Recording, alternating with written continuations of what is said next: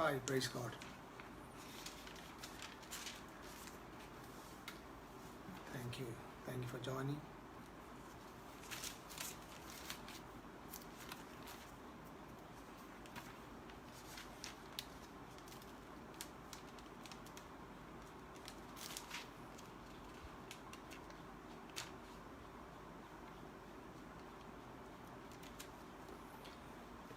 Hi, കർത്താവിൻ്റെ നാമത്തിൽ നിങ്ങൾക്ക് വന്ദനം. നമ്മൾ മുൻപ് സൂചിപ്പിച്ചതുപോലെ ദൈവരാജ്യത്തിൻ്റെ കിങ്ഡം ഓഫ് ഗോഡിൻ്റെ ദൈവരാജ്യം സ്വാധീനിക്കേണ്ട 7 മൗണ്ടൻസ് ഓഫ് ഇൻഫ്ലുവൻസ് എന്ന വിഷയം ശാന്തമായിട്ട് നമ്മൾ ധ്യാനിച്ച് തുടങ്ങി. 2 എപ്പിസോഡുകൾ നമ്മൾ ഓൾറെഡി ഫിനിഷ് ചെയ്തു. ഇന്ന് അതീവ പ്രാധാന്യമുള്ള 7 മൗണ്ടൻസിലെ ഏറ്റവും പ്രധാനപ്പെട്ട എനിക്ക് തോന്നുന്നു ഇതിനപ്പുറത്ത് പ്രധാനപ്പെട്ട വേറൊന്നില്ല. ഏറ്റവും പ്രധാനപ്പെട്ട ഒരു ഇൻഫ്ലുവൻസ് നിങ്ങളുടെ മുമ്പിൽ വിശദീകരിക്കാനായിട്ട് പോവുക. ഇത് is a fundamental reality of every human being. മനുഷ്യജാതിയുടെ ഏറ്റവും ഫണ്ടമെൻ്റലായിട്ടുള്ള ഒരു ചിന്തയാണ് നമ്മൾ ധ്യാനത്തിനായിട്ട് കൊണ്ടുവരുന്നത്. ഞാൻ നിങ്ങളുടെ അടുത്ത് കഴിഞ്ഞ ദിവസം ഓർമ്മിപ്പിക്കുകയുണ്ടായി, കിങ്ഡം ഓഫ് ഗോഡിന് 7 ഏരിയാസിനെ 7 മൗണ്ടൻസിനെ ഇൻഫ്ലുവൻസ് ചെയ്യേണ്ടതുണ്ട്.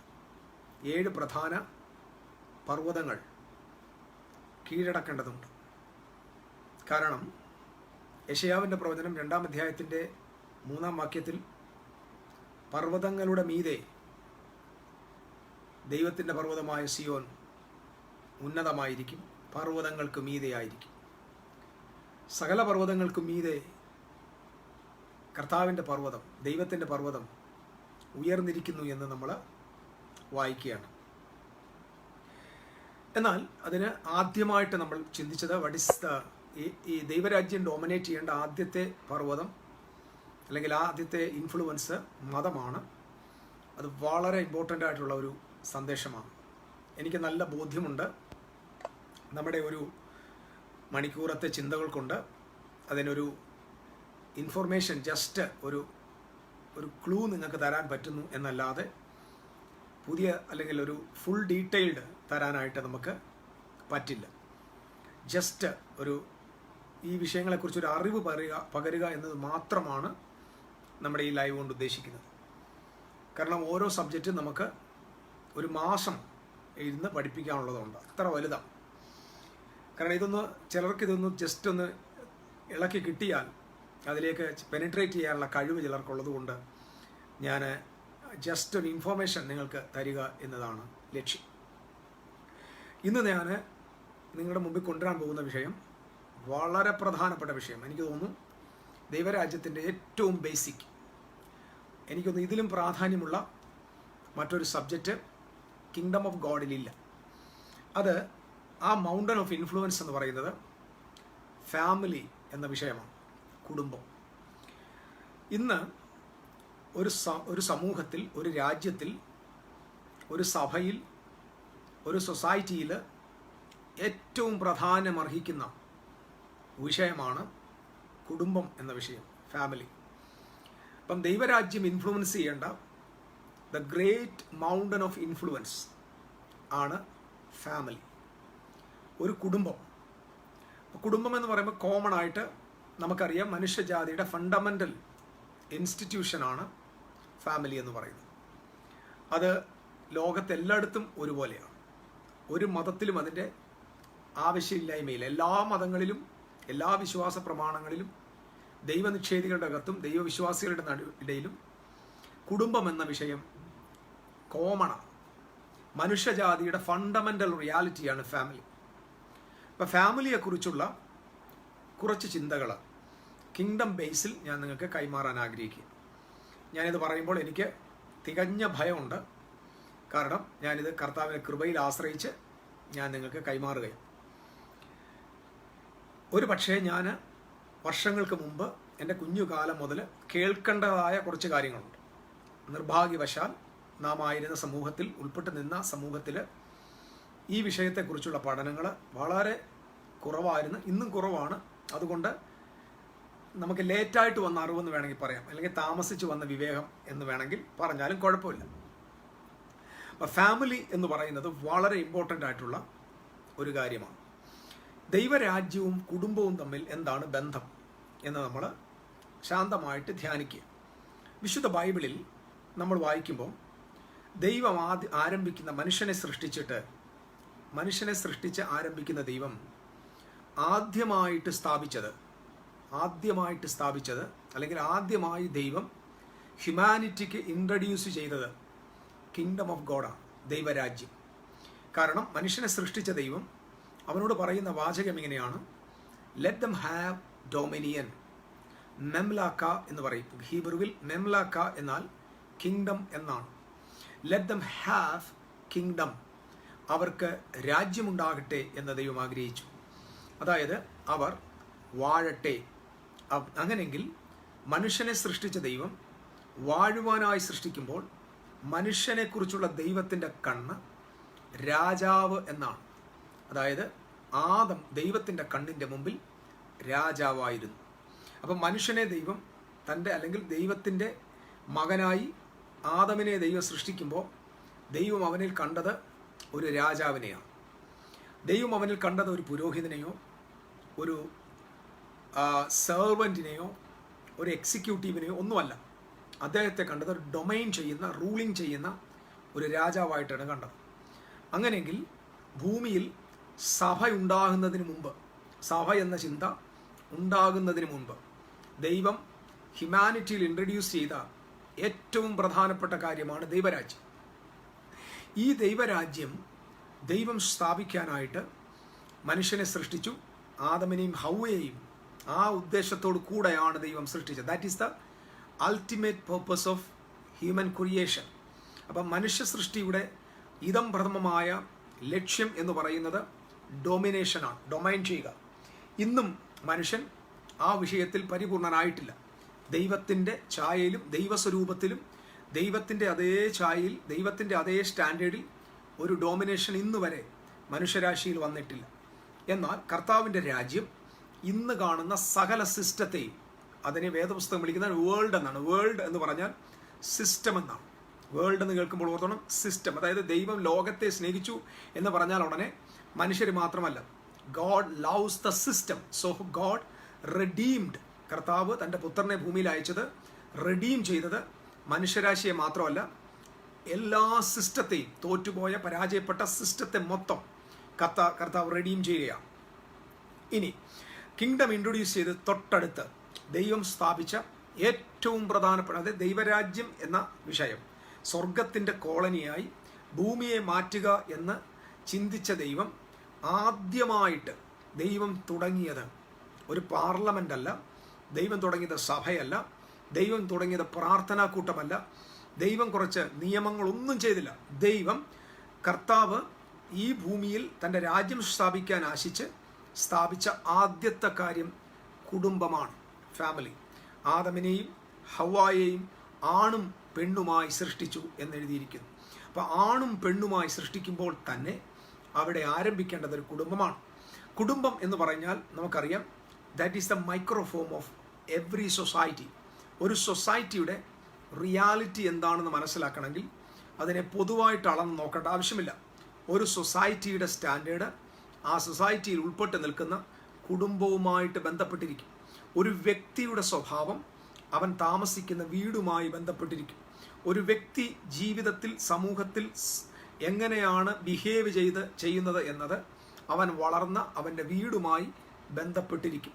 നമ്മൾ ഇന്ന് കാണുന്ന സാമൂഹികമായ സകല തിന്മകൾക്കും ആധാരം അവൻ വളർന്ന വീടാണ്. ഞാനിത് ആക്ഷേപിക്കാനോ കുറ്റം പറയാനോ പറയല്ല. ദൈവരാജ്യത്തിൻ്റെ ശുശ്രൂഷകനായി ദൈവം എനിക്ക് നൽകിയ അധികാരം കൊണ്ട് ഞാൻ പറയുകയാണ്, ഇന്ന് നമ്മൾ കാണുന്ന സകല തിന്മയുടെയും ഉറവിടം അവൻ ഉൾപ്പെട്ട് നിൽക്കുന്ന വീടാണ്. വ്യക്തിയെ നമ്മൾ കുറ്റം പറയേണ്ട, വീടിനെ കുറ്റം പറയേണ്ട എന്ന് പറയും അല്ല. എല്ലാ സൊസൈറ്റിയും എല്ലാ സംസ്കാരങ്ങളും ആരംഭിക്കുന്നത് ഭവനങ്ങളിൽ നിന്നാണ്. ഒരു ആരാധന സ്ഥലത്ത് നിന്നല്ല കുടുംബം അല്ലെങ്കിൽ ഒരു മനുഷ്യൻ്റെ സ്വഭാവത്തിൻ്റെ രൂപീകരണം സംഭവിക്കുന്നത്. ഒരു മനുഷ്യൻ്റെ സ്വഭാവം രൂപീകരണം സംഭവിക്കുന്നത് അവൻ്റെ ഫാമിലിയിലാണ്. അപ്പം ഫാമിലി, ഒരു കുടുംബം എന്ന് പറയുന്നതിനകത്ത് ഒരുപാട് പ്രിൻസിപ്പിൾസ് ഉണ്ട്.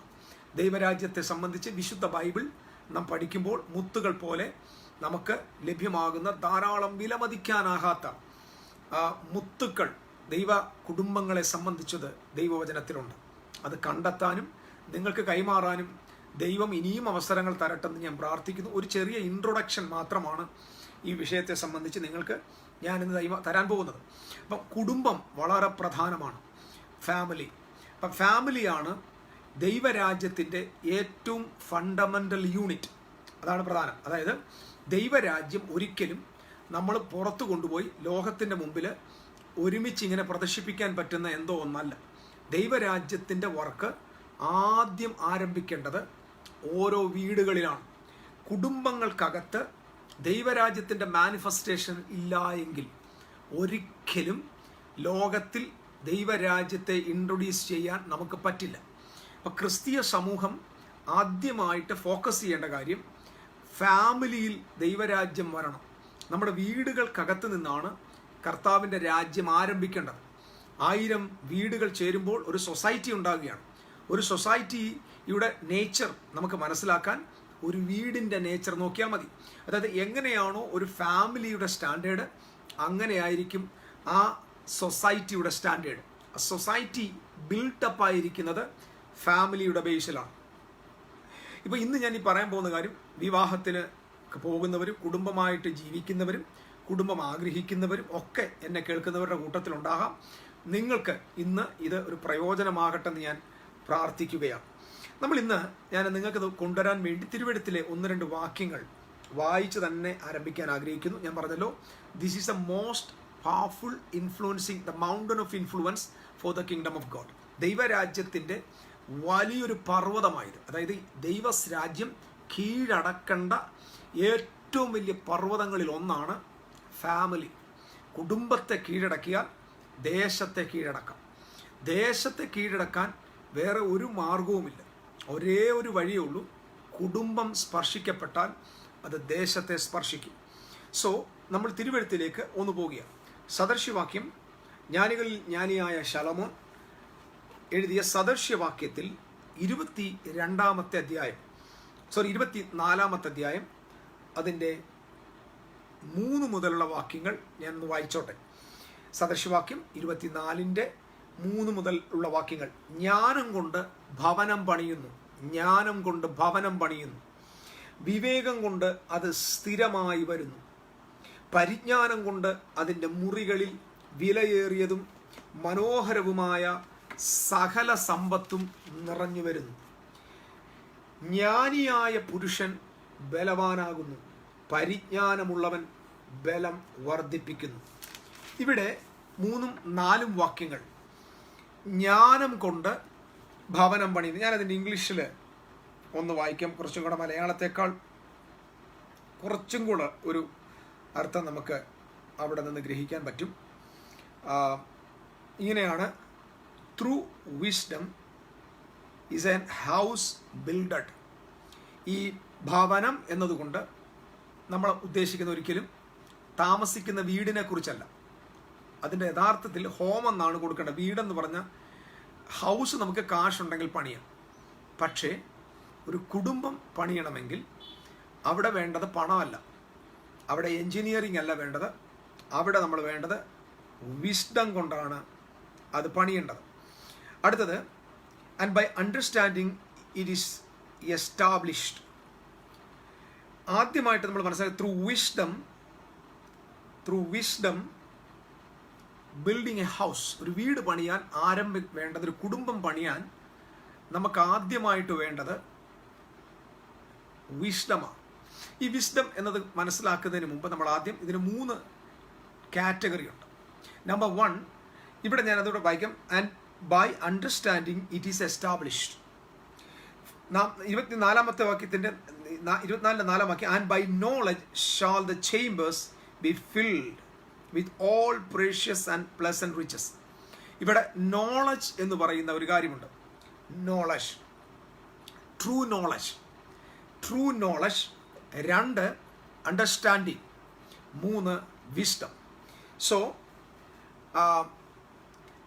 നോളജ് എന്ന് പറഞ്ഞാൽ, അറിവ് എന്ന് പറഞ്ഞാൽ അക്വയറിങ് ഇൻഫർമേഷൻസിനെ കളക്ട് ചെയ്യുന്നതിൻ്റെ പേരാണ്, അല്ലെങ്കിൽ കളക്ഷൻസ് ഓഫ് ഇൻഫർമേഷൻ ആണ് നോളജ്. അതായത് നോളജ്, അറിവെന്ന് പറഞ്ഞാൽ നാം ഇൻഫോർമേഷൻസിൻ്റെ കളക്ഷൻസ് ആണ്. അണ്ടർസ്റ്റാൻഡിങ് എന്ന് പറഞ്ഞാൽ നാം കളക്ട് ചെയ്ത ഇൻഫർമേഷൻസിൻ്റെ അനലൈസിങ് ആണ്. So analysing the informations, that is understanding. ഒത്തിരി ആളുകൾക്ക്, ഇപ്പം ഞാൻ നിങ്ങൾ സംസാരിച്ചുകൊണ്ടിരിക്കുമ്പോൾ ചില കാര്യങ്ങൾ നിങ്ങൾക്ക് അറിവ് ലഭിക്കും, നിങ്ങൾക്ക് നോളജ് ഉണ്ടാകും. പക്ഷെ നോളജ് അണ്ടർസ്റ്റാൻഡിങ്ങിലേക്ക് പോകണം. പറയുന്ന കാര്യങ്ങളെ ഗ്രഹിക്കുക എന്ന് പറയും, ഗ്രഹണം, അതായത് സ്പിരിറ്റ് ഓഫ് അണ്ടർസ്റ്റാൻഡിങ്. സോ നമ്മൾ ഒത്തിരി ആളുകൾ തിരുവെഴുത്തുകൾ വായിക്കുമ്പോൾ നമുക്ക് ഒരുപാട് അറിവുകൾ കിട്ടും. പക്ഷേ ആ അറിവുകളൊന്നും നമ്മളതിനെ അനലൈസ് ചെയ്യാതെ, അണ്ടർസ്റ്റാൻഡിങ് ചെയ്യാതെ നമ്മളതിനെ അറിവായി തന്നെ സൂക്ഷിക്കും. So knowledge has to became understanding. Understanding എന്ന് പറഞ്ഞാൽ കോംപ്രിഹെൻഷൻ ആണ്, അത് മനസ്സിലാക്കുകയാണ്, അതിനെ നമ്മൾ അനലൈസ് ചെയ്യുകയാണ്. സോ വിവേചിക്കുകയാണ്. സോ അണ്ടർസ്റ്റാൻഡിങ് വന്നാൽ അടുത്തത് നമുക്ക് ലഭിക്കാൻ പോകുന്നത് വിസ്ഡമാണ്. വിസ്ഡം എന്ന് പറഞ്ഞാൽ അപ്ലൈയിങ് ദ നോളജ് ആണ്. നമുക്ക് കിട്ടിയ അറിവിനെ പ്രായോഗിക തലത്തിൽ കൊണ്ടുവരുന്നതാണ് വിസ്ഡം. സോ നോളജ് എന്ന് പറഞ്ഞാൽ acquiring knowledge, acquiring the knowledge is knowledge, understanding അല്ലെങ്കിൽ analysing the knowledge is understanding, and applying the knowledge is wisdom. So നമ്മൾ ഒരു കാര്യത്തെ ഗ്രഹിക്കുക, ആ ഗ്രഹിക്കുമ്പോഴാണ് നമുക്ക് അപ്ലൈ ചെയ്യാൻ പറ്റുന്നത്. അപ്പോൾ ഒരു ഫാമിലിയെ പണിയേണ്ടത് ഒരിക്കലും നമ്മൾ ഉദ്ദേശിക്കുന്ന ഇമോഷൻ കൊണ്ടല്ല. ഒത്തിരി ആളുകൾ പരാജയപ്പെടുന്ന ഒരു കാര്യം പറയാം, അത് കുടുംബം. ഞാൻ പറഞ്ഞ ബേസിക് കുടുംബമാണ്. ദൈവരാജ്യത്തിൻ്റെ ബേസും കുടുംബമാണ്. വീട്, നമ്മുടെ ഫാമിലി അല്ലെങ്കിൽ ഫാമിലി ലൈഫ്, ഹസ്ബൻഡ് വൈഫ്, കുഞ്ഞുങ്ങളുള്ള ആ കുടുംബം പണിയപ്പെടേണ്ടത് ഒരിക്കലും നമ്മുടെ ആളുകൾ ഇപ്പം ഒരു പാസ്റ്ററിൻ്റെ അടുക്കലോ അല്ലെങ്കിൽ ഒരു കൗൺസിലറിൻ്റെ അടുക്കലോ ചെല്ലുമ്പോൾ കോമൺ ആയിട്ട് അവർ തരുന്ന കാര്യം, അങ്ങോട്ടും ഇങ്ങോട്ടും സ്നേഹിക്കണം, അണ്ടർസ്റ്റാൻഡ് ചെയ്യണം, അഡ്ജസ്റ്റ് ചെയ്യണം. നമ്മൾ ഒത്തിരി ആളുകൾ പറഞ്ഞു എല്ലാം ഒരു അഡ്ജസ്റ്റ്മെൻ്റാണ്. ഇന്ന് കുടുംബങ്ങളൊക്കെ പോകുന്നത് അഡ്ജസ്റ്റ്മെൻറ്റ്.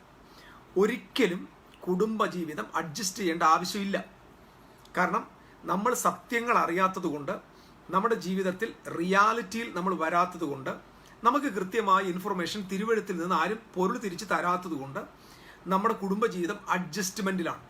കുറേ കാലം കഴിയുമ്പോൾ ഈ അഡ്ജസ്റ്റ് ചെയ്യാതെ വരുമ്പോൾ ആ കുടുംബം റപ്ചറായി പോകും. നമ്മുടെ നാട്ടിൽ പണ്ട്, ഇപ്പം അത് വിലക്കാണ്, 50 പൈസയുടെ കവർ എന്ന് പറഞ്ഞാൽ 50 പൈസ കവർ എന്ന് പറയും. അതിപ്പോൾ 1 രൂപ കവറൊക്കെ ആയിരുന്നു. ആ കവറിനകത്ത് 5 കിലോയാണ് അതിൻ്റെ മാക്സിമം കപ്പാസിറ്റി. ഒരു 5 കിലോയിൽ കൂടുതൽ 10 കിലോയിലേക്ക് നമ്മൾ 10 കിലോ വെയിറ്റ് 5 കിലോയുടെ ബാഗിലിട്ടാൽ നമുക്കതിൻ്റെ പേര് അഡ്ജസ്റ്റ്മെൻ്റ് ആണ്. ഒരു പരുവത്തിന് ഇങ്ങനെ കൊണ്ടുപോകും, എപ്പോൾ വേണേലും പൊട്ടാനുള്ള ചാൻസ് ഉണ്ട്. സോ ഫാമിലി ലൈഫ് എന്ന് പറയുന്നത് ഒരു അഡ്ജസ്റ്റ്മെൻ്റ് ആകാൻ കാരണം നമുക്ക് കിട്ടിയ കൗൺസിലിംഗ്. അപ്പം നമ്മുടെ കല്യാണ സമയത്ത്, വിവാഹ സമയത്ത് പാസ്റ്റേഴ്സൊക്കെ പറയും കുടുംബജീവിതമാണ്, എല്ലാവരും വിട്ടുവീഴ്ചയ്ക്കൊക്കെ തയ്യാറാകണം, അഡ്ജസ്റ്റ് ചെയ്തിട്ട് വേണം ഒക്കെ ജീവിക്കാൻ. അങ്ങനെ ഒരു അഡ്ജസ്റ്റ്മെൻ്റ് ആണോ ദൈവത്തിൻ്റെ പദ്ധതി? നമ്മളത് ആദ്യം മനസ്സിലാക്കണം. മനുഷ്യനെ ദൈവം സൃഷ്ടിച്ചിട്ട്, അവയെ സൃഷ്ടിച്ചിട്ട് പറഞ്ഞാൽ അഡ്ജസ്റ്റ് ചെയ്ത് ജീവിച്ചോണം, എന്തോ സംഭവിക്കാൻ പോകുന്ന അറിയത്തില്ല. അങ്ങനൊന്നും അല്ല. ഇതെല്ലാം വീണുപോയ മനുഷ്യൻ, ബലഹീന മനുഷ്യൻ, അവൻ ഉണ്ടാക്കി വെച്ച അവൻ്റെ തോറ്റ ബുദ്ധിയിൽ നിന്ന് വന്ന, വീണ ബുദ്ധിയിൽ നിന്ന് വന്ന പഠനങ്ങളാണ്. കാരണം നമ്മളൊരാളെ കൗൺസിലിങ്ങിന് പോവാം. അപ്പോൾ കൗൺസിലിങ്ങിന് പോകുമ്പോൾ ആ കൗൺസിലിംഗ് ചെയ്തവൻ ഭാര്യയും തല്ലിയിട്ടായിരിക്കും അവിടെ വന്നിരുന്ന് നമുക്ക് കൗൺസിലിംഗ് തരുന്നത്. അദ്ദേഹത്തിൻ്റെ കുടുംബജീവിതം 16 വീസായിട്ട് പിരിഞ്ഞിരിക്കുമ്പോഴും അദ്ദേഹം ആയിരങ്ങൾക്ക് കൗൺസിലിംഗ് കൊടുക്കുന്നത് കാണാൻ പറ്റും. നമ്മൾ TV ഷോസിലൊക്കെ നമ്മൾ കണ്ടിട്ടുണ്ട്. അപ്പോൾ മീഡിയയിൽ ഒരുപാട് സിനിമ താരങ്ങളും നടിമാരും ഒക്കെ ആളുകൾ വന്ന് വളരെ നന്നായിട്ട് ഇങ്ങനെ വിവാഹ ജീവിതം ഇങ്ങനെ ആയിരിക്കണം, കുടുംബം ഇങ്ങനെ ആയിരിക്കണം, ഭാര്യയ്ക്ക് ഇൻസ്ട്രക്ഷൻ, ഭർത്താവിന് ഇൻസ്ട്രക്ഷൻ ഒക്കെ കൊടുക്കുന്ന കണ്ടിട്ട് അവരെയൊക്കെ നിങ്ങൾ നന്നായിട്ട് നോക്കിയാൽ മതി. 1, 2, 3 കല്യാണം ഒക്കെ കഴിഞ്ഞ ആളുകളാണ് ആ TV ഷോയിൽ വന്നിരുന്നുകൊണ്ട് ഫാമിലി ലൈഫിനെ കുറിച്ച് പഠിപ്പിക്കുന്നത്. അപ്പം നമ്മുടെ ലോകത്തിൻ്റെ ഒരു അവസ്ഥ നോക്കിക്കോണം. ലോകത്തിൻ്റെ അവസ്ഥയിൽ തോറ്റവൻ ജയിക്കാൻ പഠിപ്പിക്കുകയാണ്, പരാജയപ്പെട്ടവൻ ജയിക്കുന്നത് എങ്ങനെയെന്ന സീക്രട്ട് പഠിപ്പിച്ചു കൊടുക്കുക. അങ്ങനെ ഒരാൾക്കും ജയകരമായ ജീവിതം നയിക്കാൻ എങ്ങനെ ആകണമെന്ന് പഠിപ്പിക്കാൻ അർഹതയില്ലാത്ത ആളുകൾ ലോകത്തിൽ ഇന്ന് ഈ കാര്യങ്ങൾ, കുടുംബത്തിൻ്റെ കൗൺസിലിംഗ് ആണെങ്കിലും ഈ ബന്ധങ്ങളാണെങ്കിലും ഇതൊക്കെ നന്നാക്കാൻ വേണ്ടി ഇങ്ങനെ ശ്രമിക്കുകയാണ്. സോ ഈ ഒരു സമയത്ത് ദൈവരാജ്യത്തിന് ഈ വിഷയത്തിൽ വലിയ ഒരു പങ്കുണ്ട്.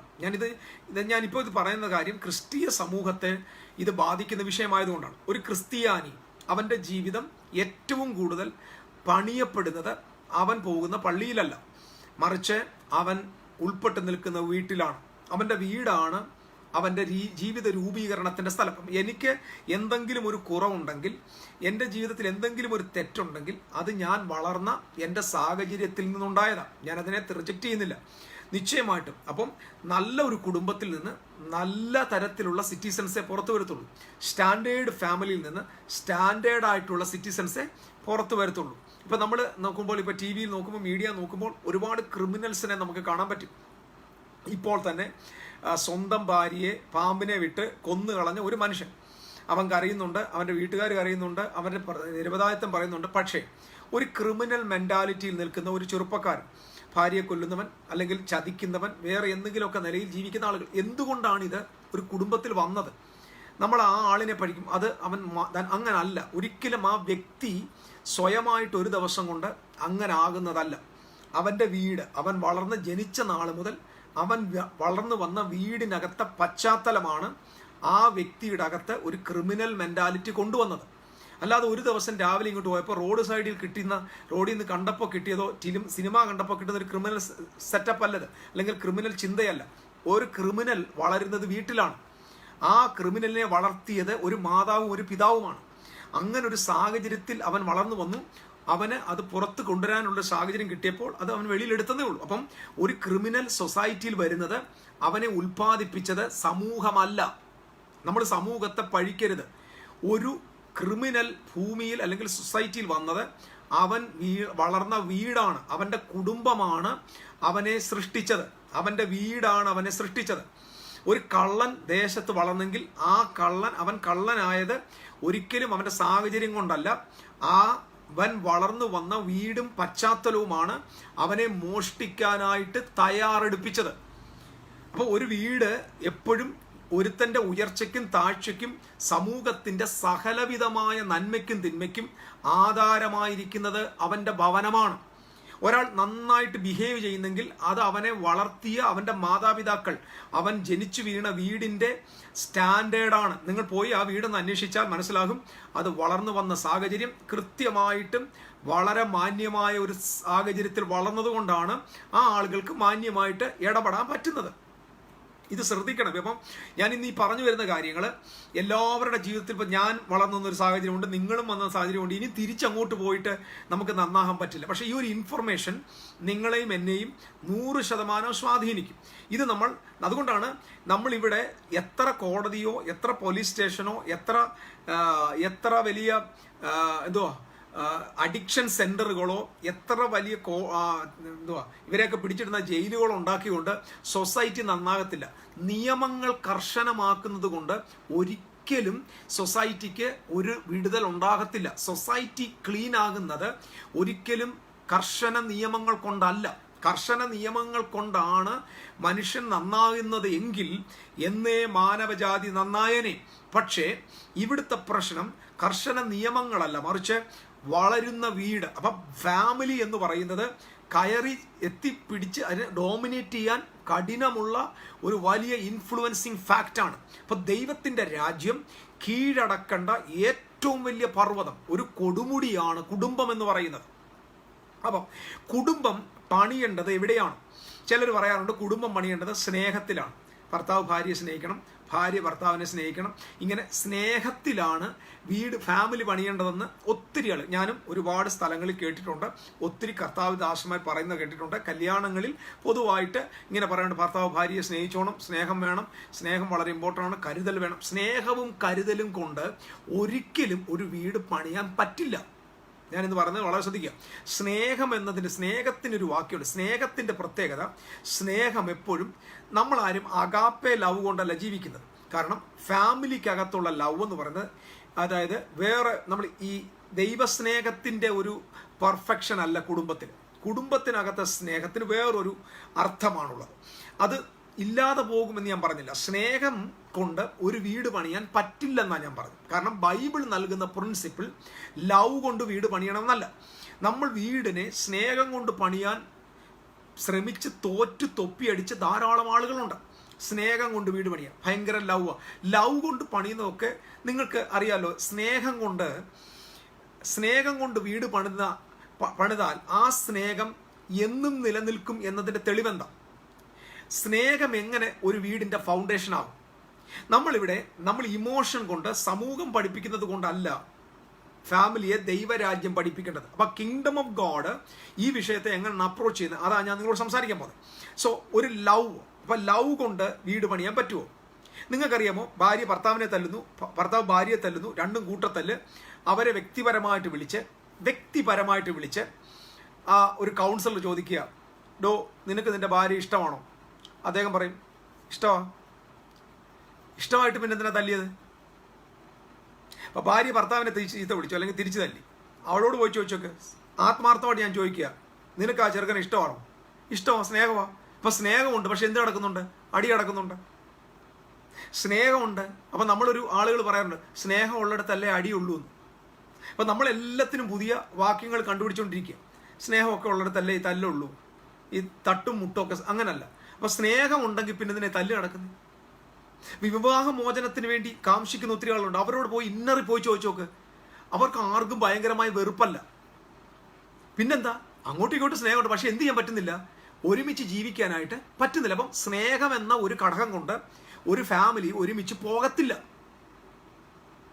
അപ്പം നമ്മൾ അപ്പം നമ്മുടെ പള്ളികളിൽ ചെന്നാൽ ആദ്യം പറയാം, ഭർത്താവ് ഭാര്യയെ സ്നേഹിച്ചോണം, ഹല്ലേലൂയ, സ്തോത്രം, ദൈവം സ്നേഹം വേണം. ഇതൊന്നും കൊണ്ടൊന്നും കുടുംബം പണിയാൻ പറ്റത്തില്ല. ഞാൻ പറഞ്ഞത്, വി വാണ്ട് ടു ബി, നമ്മളൊരു വൈസ് ആളുകളായിട്ട്, സ്റ്റാൻഡേർഡായിട്ട് ദൈവരാജ്യത്തിൻ്റെ കോൺസെപ്റ്റിൽ വീട് പണിയുന്നത് എങ്ങനെ, ഒരു ഫാമിലിയെ പണിയുന്നത് എങ്ങനെ, ബൈബിളിൻ്റെ പ്രിൻസിപ്പിൾസ് നമ്മൾ പങ്കുവെക്കുകയാണ്. ഇപ്പം ഈ പറഞ്ഞുകൊണ്ട് ഞാൻ ഇരിക്കുമ്പോൾ ഉടനെ ഞാൻ ഏതോ ഒരു സൂപ്പർ മാൻ ആണെന്നുള്ള ധാരണയിൽ നിങ്ങൾ ചിന്തിക്കരുത്. നിങ്ങളെപ്പോലെ ഇത് എനിക്ക് ലേറ്റായിട്ട് വന്ന ഒരു വിവേചനമാണ്, അല്ലെങ്കിൽ ലേറ്റായിട്ട് വന്നൊരു വിവേകമാണ്. ഒത്തിരി താമസിച്ച് വന്ന വിവേകം എന്ന് പറയും. ഇതൊന്നും നമ്മുടെ കുഞ്ഞുകാലത്ത് നമ്മൾ പഠിച്ചതൊന്നുമല്ല. സോ സ്നേഹം കൊണ്ട് ഒരിക്കലും വീടിനെ പണിയാൻ പറ്റില്ല. പിന്നെ എന്തുകൊണ്ടാണ് വീട് പണിയേണ്ടത്? ബൈബിൾ പറയുന്നു വിസ്ഡം കൊണ്ടാണ് വീട് പണിയേണ്ടത്. ഇമോഷൻ കൊണ്ടല്ല വീട് പണിയേണ്ടത്, ജ്ഞാനം കൊണ്ടാണ് വീട് പണി. അപ്പം ജ്ഞാനം എന്ന് പറഞ്ഞാൽ പ്രാക്ടിക്കൽ ആപ്ലിക്കേഷനാണ്. അതായത് അറിവിനെ ഉപയോഗിക്കുന്ന രീതിയാണ്, അല്ലെങ്കിൽ അറിവിനെ ഉപയോഗിക്കുന്നതിനെയാണ് വിസ്ഡം എന്ന് പറയുന്നത്. സോ വിസ്ഡം എന്ന് പറഞ്ഞാൽ നമുക്ക് കിട്ടിയ അറിവിനെ പ്രായോഗിക തലത്തിൽ കൊണ്ടുവരുന്നതാണ് വിസ്ഡം.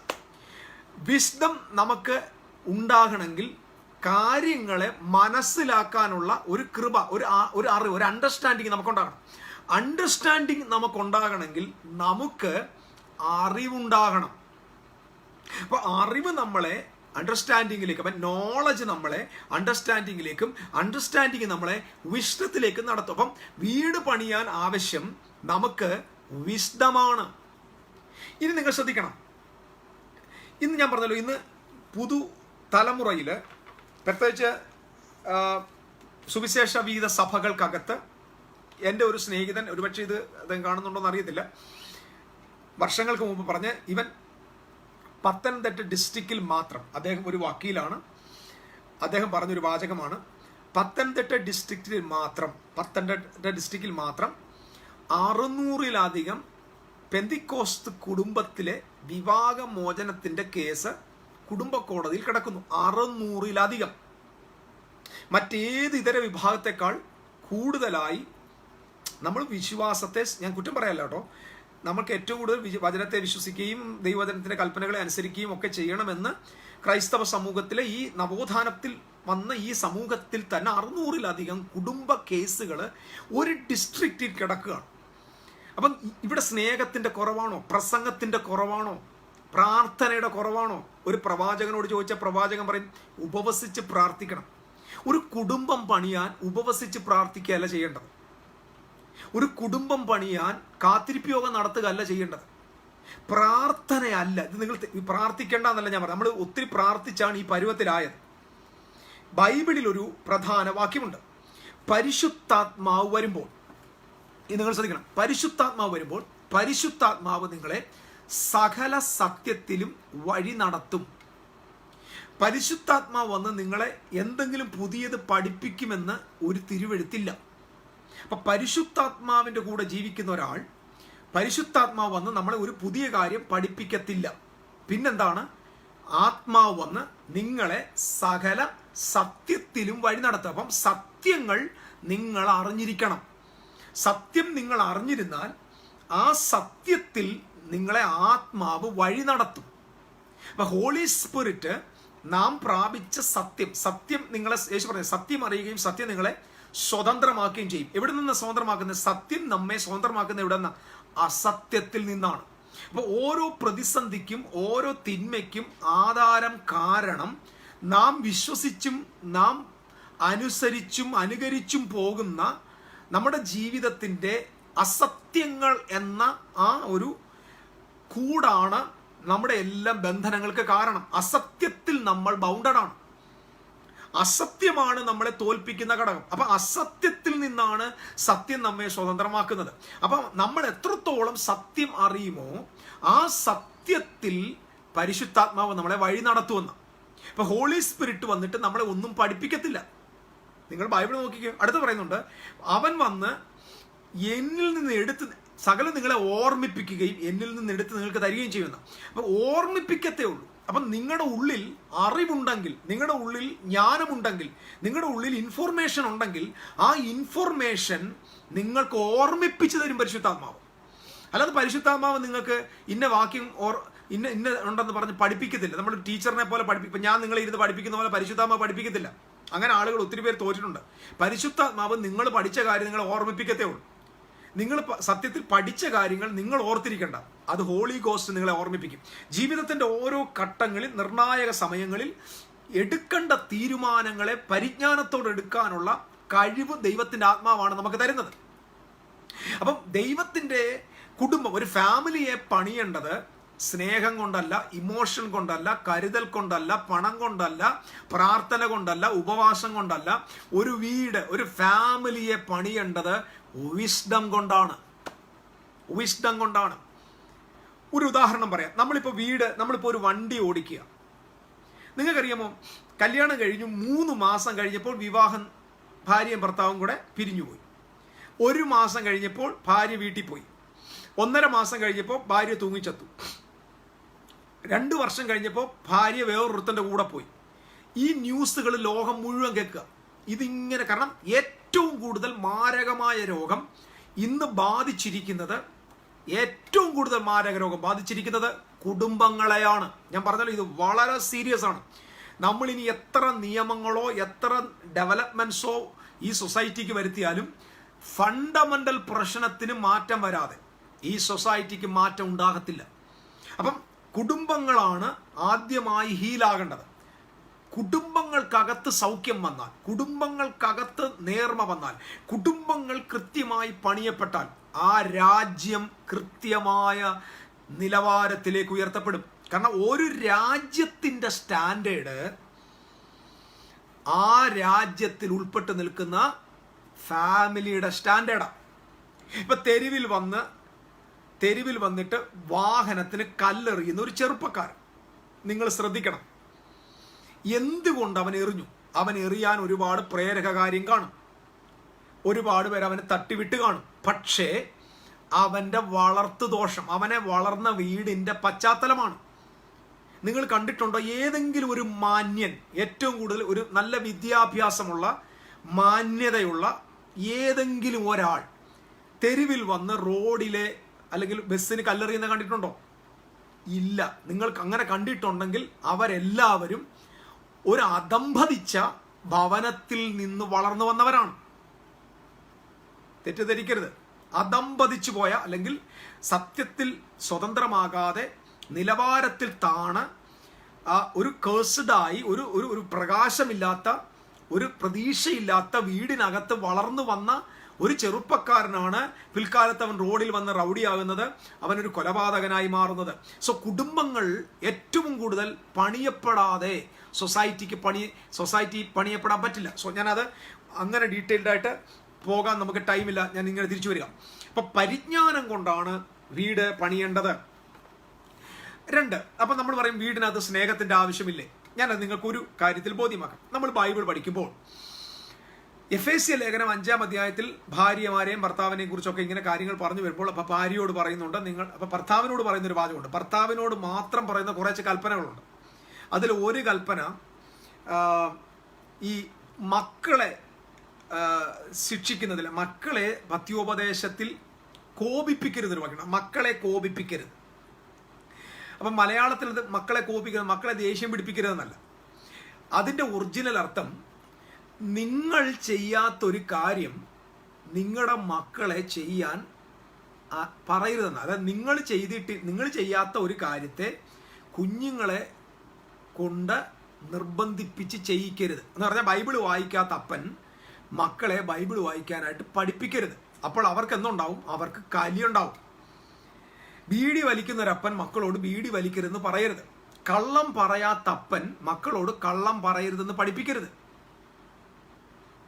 മദ്യപിക്കുന്ന അപ്പൻ മക്കളോട് മദ്യപിക്കരുതെന്ന് പറയരുത്. എന്ന് പറഞ്ഞാൽ ഒരു പിതാവിന് മക്കളെ ഉപദേശിക്കാൻ അവകാശം എപ്പോഴാണ് വരുന്നറിയാമോ? അവൻ ആ മക്കൾക്ക് ആ മക്കൾ എങ്ങനെ ആയിരിക്കണം എന്ന് താൻ പറയണമെങ്കിൽ താൻ അതിനു മുമ്പ് ആ മക്കൾ എങ്ങനെ ആയിരിക്കണം എന്ന അവസ്ഥയിൽ താനായിരിക്കണം. അതായത് ഈ അപ്പൻ എങ്ങനെ ആയിരിക്കുന്നു അങ്ങനെ മക്കളോട് ഉപദേശിക്കാൻ പാടുള്ളൂ. മനസ്സിലായി? ഇപ്പൊ ചില ഞാനിങ്ങനെ ആയിപ്പോയി, നീയെങ്കിലും നടക്കത്തില്ല. ഇപ്പൊ കുറച്ച് വീടുകൾ മക്കളൊക്കെ, എന്നാലും അവരൊക്കെ ഏതെങ്കിലും ഒരു ഫ്രസ്ട്രേഷൻ കൊണ്ടായിരിക്കും അങ്ങനെ ആയത്. അപ്പൊ മക്കൾ അപ്പൻ എന്ത് ചെയ്യുന്നോ അത് ചെയ്യാൻ മാത്രമേ അവർക്ക് പറ്റത്തുള്ളൂ. നിങ്ങൾ അതിനപ്പുറത്തൊന്ന് ചെയ്യിക്കാൻ പറഞ്ഞാൽ അവരെ പ്രകോപിപ്പിക്കുക, അവർ പ്രൊവോക്ഡ് ആവും. അപ്പൊ നമ്മൾ എന്ത് ചെയ്യുന്നോ അതേ മക്കൾ ചെയ്യത്തുള്ളൂ. അപ്പൊ അപ്പനോട് പറയുന്നത് മക്കളെ കോപിപ്പിക്കാതെ എന്ന് പറഞ്ഞാൽ ഉടനെ അവരെ ദേഷ്യം പിടിപ്പിക്കലെന്നല്ല. അവർക്ക് ദേഷ്യം വരുന്നത് എപ്പോഴാ? അവരുടെ അപ്പൻ അവർക്ക് മാതൃകയല്ലാത്താവുമ്പോഴാണ്. അപ്പൊ ലോകത്തിലെ സകല ആളുകളെ കുറിച്ചും ആക്ഷേപം പറയുന്ന അപ്പൻ മക്കളോട് പറയാ, നിങ്ങൾ ആക്ഷേപം പറയരുത്. ലോകത്തിൽ ആരെയും ബഹുമാനിക്കാത്ത അപ്പൻ മക്കളോട് പറയാ, നിങ്ങൾ എല്ലാരെയും ബഹുമാനിക്കണം.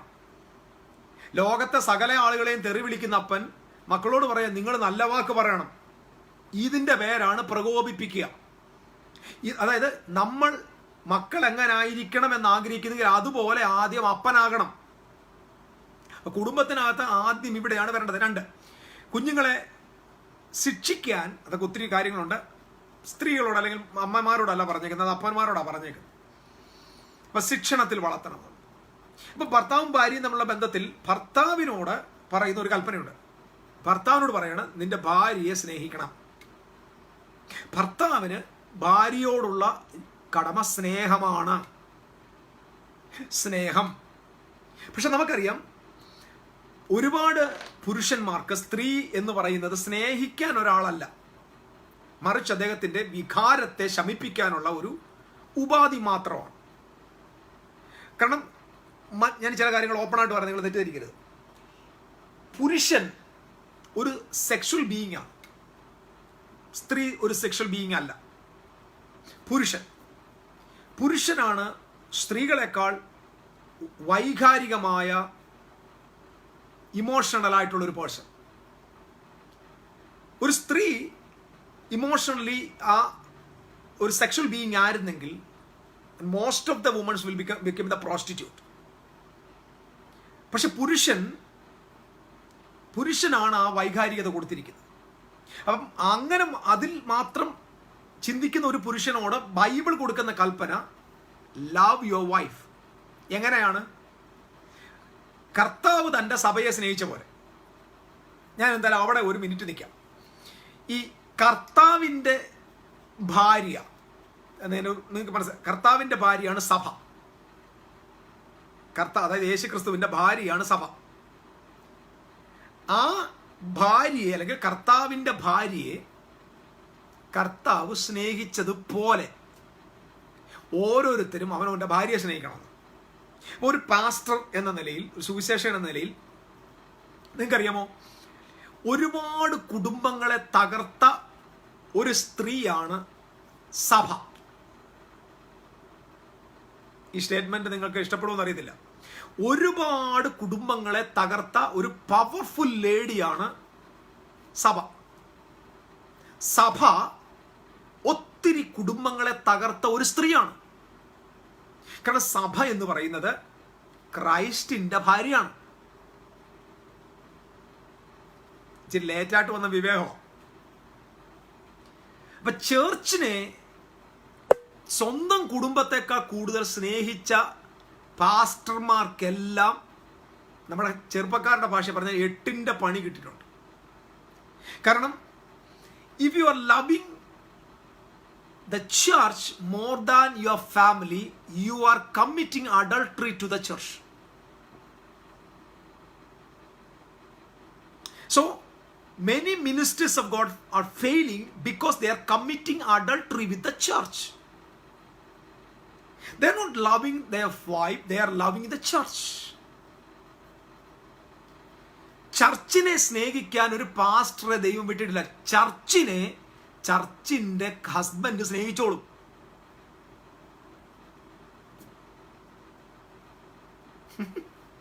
അപ്പൊ ചർച്ചിനെ സ്നേഹിച്ച ഒത്തിരി പാസ്റ്റർമാർക്ക് ഭാര്യമാരെ ഇപ്പൊ കിട്ടാനില്ല, ഭാര്യമാരില്ല. കാരണം that person is committing adultery with the church. സ്വന്തം ഭാര്യയെ സ്നേഹിക്കാതെ മറ്റൊരുത്തന്റെ ഭാര്യയെ സ്നേഹിച്ച ആ ആളിനെ മാത്രം കരുതുന്നതിന്റെ പേര് അഡൾട്ടറി എന്നല്ലേ? അപ്പം ഇവിടെ സ്നേഹം എന്ന വിഷയം ഞാൻ പറഞ്ഞ കുടുംബത്തിനകത്ത് നമ്മൾ അറിയേണ്ട കാര്യമാണ്. അപ്പോൾ ഒരു പാസ്റ്റർ, ഒരു മിനിസ്റ്റർ ഓഫ് ഗോഡ് എന്ന നിലയിൽ എൻ്റെ പേഴ്സണൽ കാര്യം ഞാൻ പറയാം. I love my family more than any one in the world, more than the church,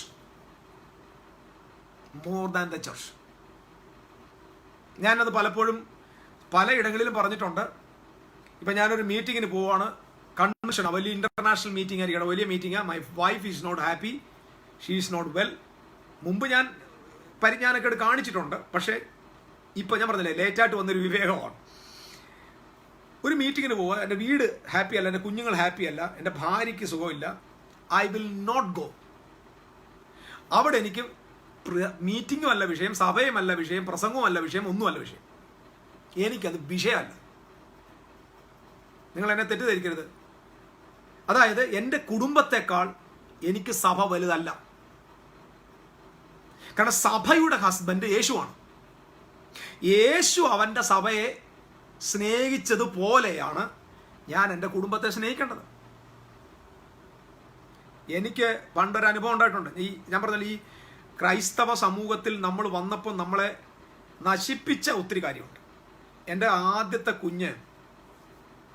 മോൾ, എൻ്റെ മോള് ജനിക്കേണ്ട ദിവസം വൈഫിനെ ഹോസ്പിറ്റലിൽ ഞാൻ കൊണ്ടാക്കി.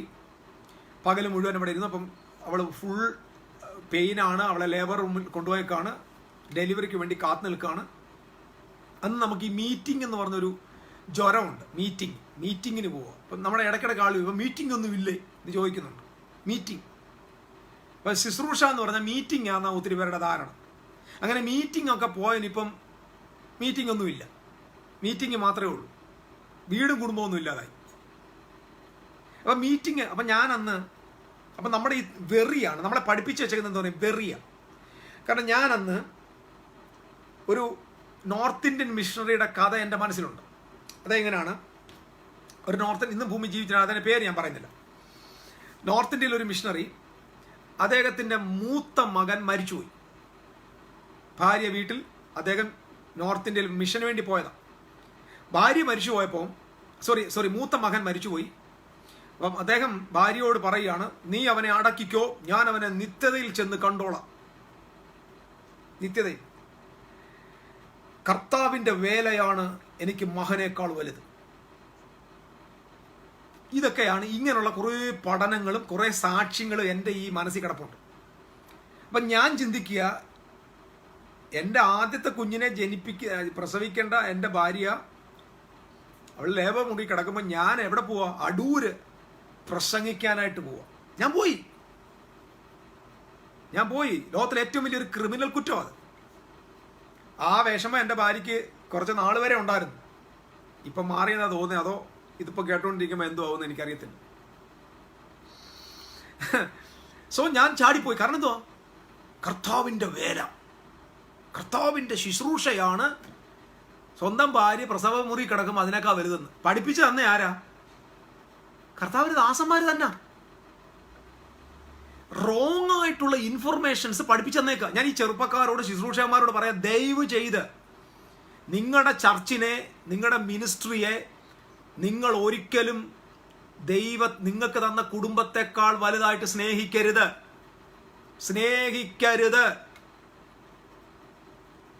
നിങ്ങളുടെ ചർച്ചിൽ ഒരാൾ മരിക്കാൻ കിടക്കുക, അതേസമയം നിങ്ങളുടെ വീട്ടിൽ നിന്റെ ഭാര്യയ്ക്ക് സുഖമില്ല, നിന്റെ ഭാര്യയുടെ അടുക്ക നീ കാണണം. നോ പ്രോബ്ലം, ഒരു പ്രശ്നമില്ല. എന്താ? നിന്റെ ചവയിൽ ആൾ മരിച്ചോട്ടെ, നീ പോയി ഫ്യൂണറൽ മിനിസ്ട്രി നടത്തണം, അത്രേ ഉള്ളൂ. That's all. കാരണം ഫാമിലി, ഇപ്പൊ എന്നെ കേട്ടോണ്ടിരിക്കുന്ന ആൾക്കൊക്കെ ദേഷ്യം വരുമായിരിക്കും. കാരണം പാസ്റ്റേഴ്സ് എന്നൊക്കെ പറഞ്ഞാൽ ചിലർക്ക് അടിമകളാണെന്നുള്ള ധാരണയുണ്ട്. അതൊക്കെ റിയൽ അല്ല, അതൊക്കെ തെറ്റാ. അങ്ങനെ ഒരു നിലവാരത്തിൽ പോയാൽ ദൈവരാജ്യത്തിന്റെ പണി നടക്കത്തില്ല. അപ്പൊ ചേർച്ചിനേക്കാൾ കുടുംബത്തെ സ്നേഹിക്കണം. കാരണം ചേർച്ചിനെ സ്നേഹിക്കാൻ ആളുണ്ട്, അത് കർത്താവായ യേശുവാണ്. കർത്താവായ യേശു സ്നേഹിച്ചോളും. കർത്താവിന്റെ ഭാര്യയെ ഞാൻ സ്നേഹിക്കേണ്ട ആവശ്യമില്ല. കർത്താവിന്റെ ഭാര്യയെ കർത്താവ് സ്നേഹിക്കട്ടെ, ഞാൻ എൻ്റെ ഭാര്യയെ സ്നേഹിച്ചോളാം. അപ്പം ഞാൻ ഈ സത്യങ്ങൾ, അപ്പം ഞാൻ പറഞ്ഞല്ലോ, ഈ ഒരു ചിന്ത, അപ്പം എൻ്റെ ഭാര്യ അവിടെ കിടക്കുന്നതല്ല വിഷയം, മക്കൾ ജനിക്കുന്നതല്ല വിഷയം, എനിക്കിതൊന്നുമല്ല വിഷയം, എനിക്ക് കർത്താവിൻ്റെ വേലയാണ്. എന്നിട്ട് ഞാൻ അടൂരി എന്ന് ഇവിടെ ഒരു മീറ്റിങ്ങിന് ഇങ്ങനെ പ്രസംഗിച്ചാൽ പറഞ്ഞു, ഞാനിപ്പോൾ ഇവിടെ വന്നു നിൽക്കുന്നത് നിങ്ങൾക്കറിയാമോ, എൻ്റെ ഭാര്യയെ ലേബർ മുറിയിലേക്ക് ആക്കിയിട്ടാണ് ഞാൻ വരുന്നത്. അപ്പോൾ ആളുകളെല്ലാം സഹോദരൻ, ആരും പറഞ്ഞില്ല എന്തിനാ വന്നതെന്ന്. അവർക്കൊക്കെ എന്നെ ത്യാഗിയായിട്ട് തോന്നി, ഭയങ്കര ത്യാഗി, സുവിശേഷത്തിന് വേണ്ടി എരിയുന്ന ആള്. കാരണം ഞാൻ ഈ വിവരമില്ലായ്മയെല്ലാം ഇവിടുത്തെ കുറെ മിഷണറിമാരിൽ നിന്ന് പഠിച്ചു വെച്ചിരിക്കുക. ഇതെല്ലാം റോങ് ആയിട്ടുള്ള കോൺസെപ്റ്റാണ്. ഞാൻ പറഞ്ഞല്ലോ, ഒരുപാട് കുടുംബങ്ങളെ തകർത്ത ഒരു ലേഡിയാണ് സഭ. ഒരുപാട് ശുശ്രൂഷകന്മാരുടെ വീടുകളെ തകർത്ത് കളഞ്ഞ, ഒരുപാട് ശുശ്രൂഷകന്മാരുടെ കുടുംബത്തെ നശിപ്പിച്ചു കളഞ്ഞ ശക്തിയുള്ള ഒരു സ്ത്രീയാണ് സഭ. അപ്പൊ സഭയെ സ്നേഹിക്കാൻ ഒരാളോടും ദൈവം പറഞ്ഞിട്ടില്ല. സഭയെ സ്നേഹിക്കുന്നത് ക്രിസ്തുവാണ്. So love your husband, love your family, love your wife more than the church. This is the biblical principle. നിന്റെ ഭാര്യയ്ക്ക് പനിയാണെങ്കിൽ നീ കൺവെൻഷന് പോകരുത്. അല്ലാതെ വേല മൂത്ത് എനിക്ക് നിൽക്കാൻ വയ്യ, കർത്താവ് ആത്മാവിന്റെ ഭാരം കൊണ്ട് നിൽക്കാൻ വയ്യ എന്ന് പറഞ്ഞ് ഓടരുത്. ഓടിക്കഴിഞ്ഞാൽ അവസാനം നീ താഴെ കിടക്കുമ്പോൾ നിന്റെ കൂടെ ആരും കാണൂല. ഞാൻ പറഞ്ഞില്ല, ഇവിടെ അതുകൊണ്ടാണ് നമ്മുടെ സഭകൾക്കകത്ത് നമ്മുടെ ആത്മാവിൽ ആരാധിക്കുന്ന സ്തോത്ര അന്യഭാഷ പറയുന്ന സമൂഹത്തിന്റെ ഇടയിൽ വിവാഹമോചനം ഒരു സ്ഥിരമാണ്. വിവാഹമോചനം എന്തുകൊണ്ട് വീണ്ടും ജനിച്ചവന്റെ അകത്ത് വരുന്നു? പേർ പറക പോലും പാടില്ലാത്ത കാര്യം എന്തുകൊണ്ട് വരുന്നു? ഇതുപോലെയുള്ള തെറ്റായ പഠനങ്ങൾ സഭകൾക്കകത്ത് നിറഞ്ഞു കിടക്കുക. ഇത് പൊളിച്ചു കളയണം. കർത്താവിന്റെ സഭയെ കർത്താവ് സ്നേഹിച്ചോളും. ഓരോരുത്തരും അവരുടെ കുടുംബങ്ങളെയാണ് സ്നേഹിക്കേണ്ടത്. ഫസ്റ്റ് കുടുംബം കൃത്യമാകാതെ എങ്ങനെ സഭ കൃത്യമാകും? നമ്മുടെ ഫണ്ടമെന്റൽ യൂണിറ്റ് നമ്മുടെ കുടുംബമാണ്. ആ കുടുംബത്തിനകത്ത് ഒരു കൃത്യമായ ദൈവരാജ്യത്തിന്റെ സ്റ്റാൻഡേർഡ് വരാതെ എങ്ങനെ ദൈവരാജ്യം നമ്മുടെ സഭയിലെത്തും അല്ലെങ്കിൽ ദേശത്തെത്തും?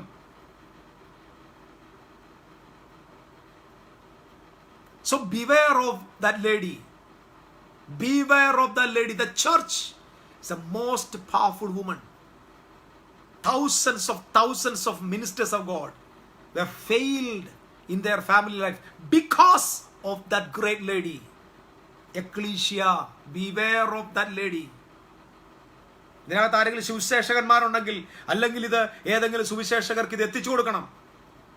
നിങ്ങളുടെ കൺവെൻഷനേക്കാൾ, നിങ്ങളുടെ കാത്തിരിപ്പ് യോഗത്തേക്കാൾ, നിങ്ങളുടെ മിഷണറി വേലയേക്കാൾ, നിങ്ങളുടെ എന്തിനേക്കാൾ ബൈബിളിൽ പ്രാർത്ഥിക്കാൻ മാത്രമേ ഉള്ളൂ. മാറി പ്രാർത്ഥന എന്ന വിഷയത്തിൽ മാത്രമേ ഉള്ളൂ ഭാര്യയോട് മാറി ഇരുന്ന് പ്രാർത്ഥിക്കാനുള്ള അവസരം.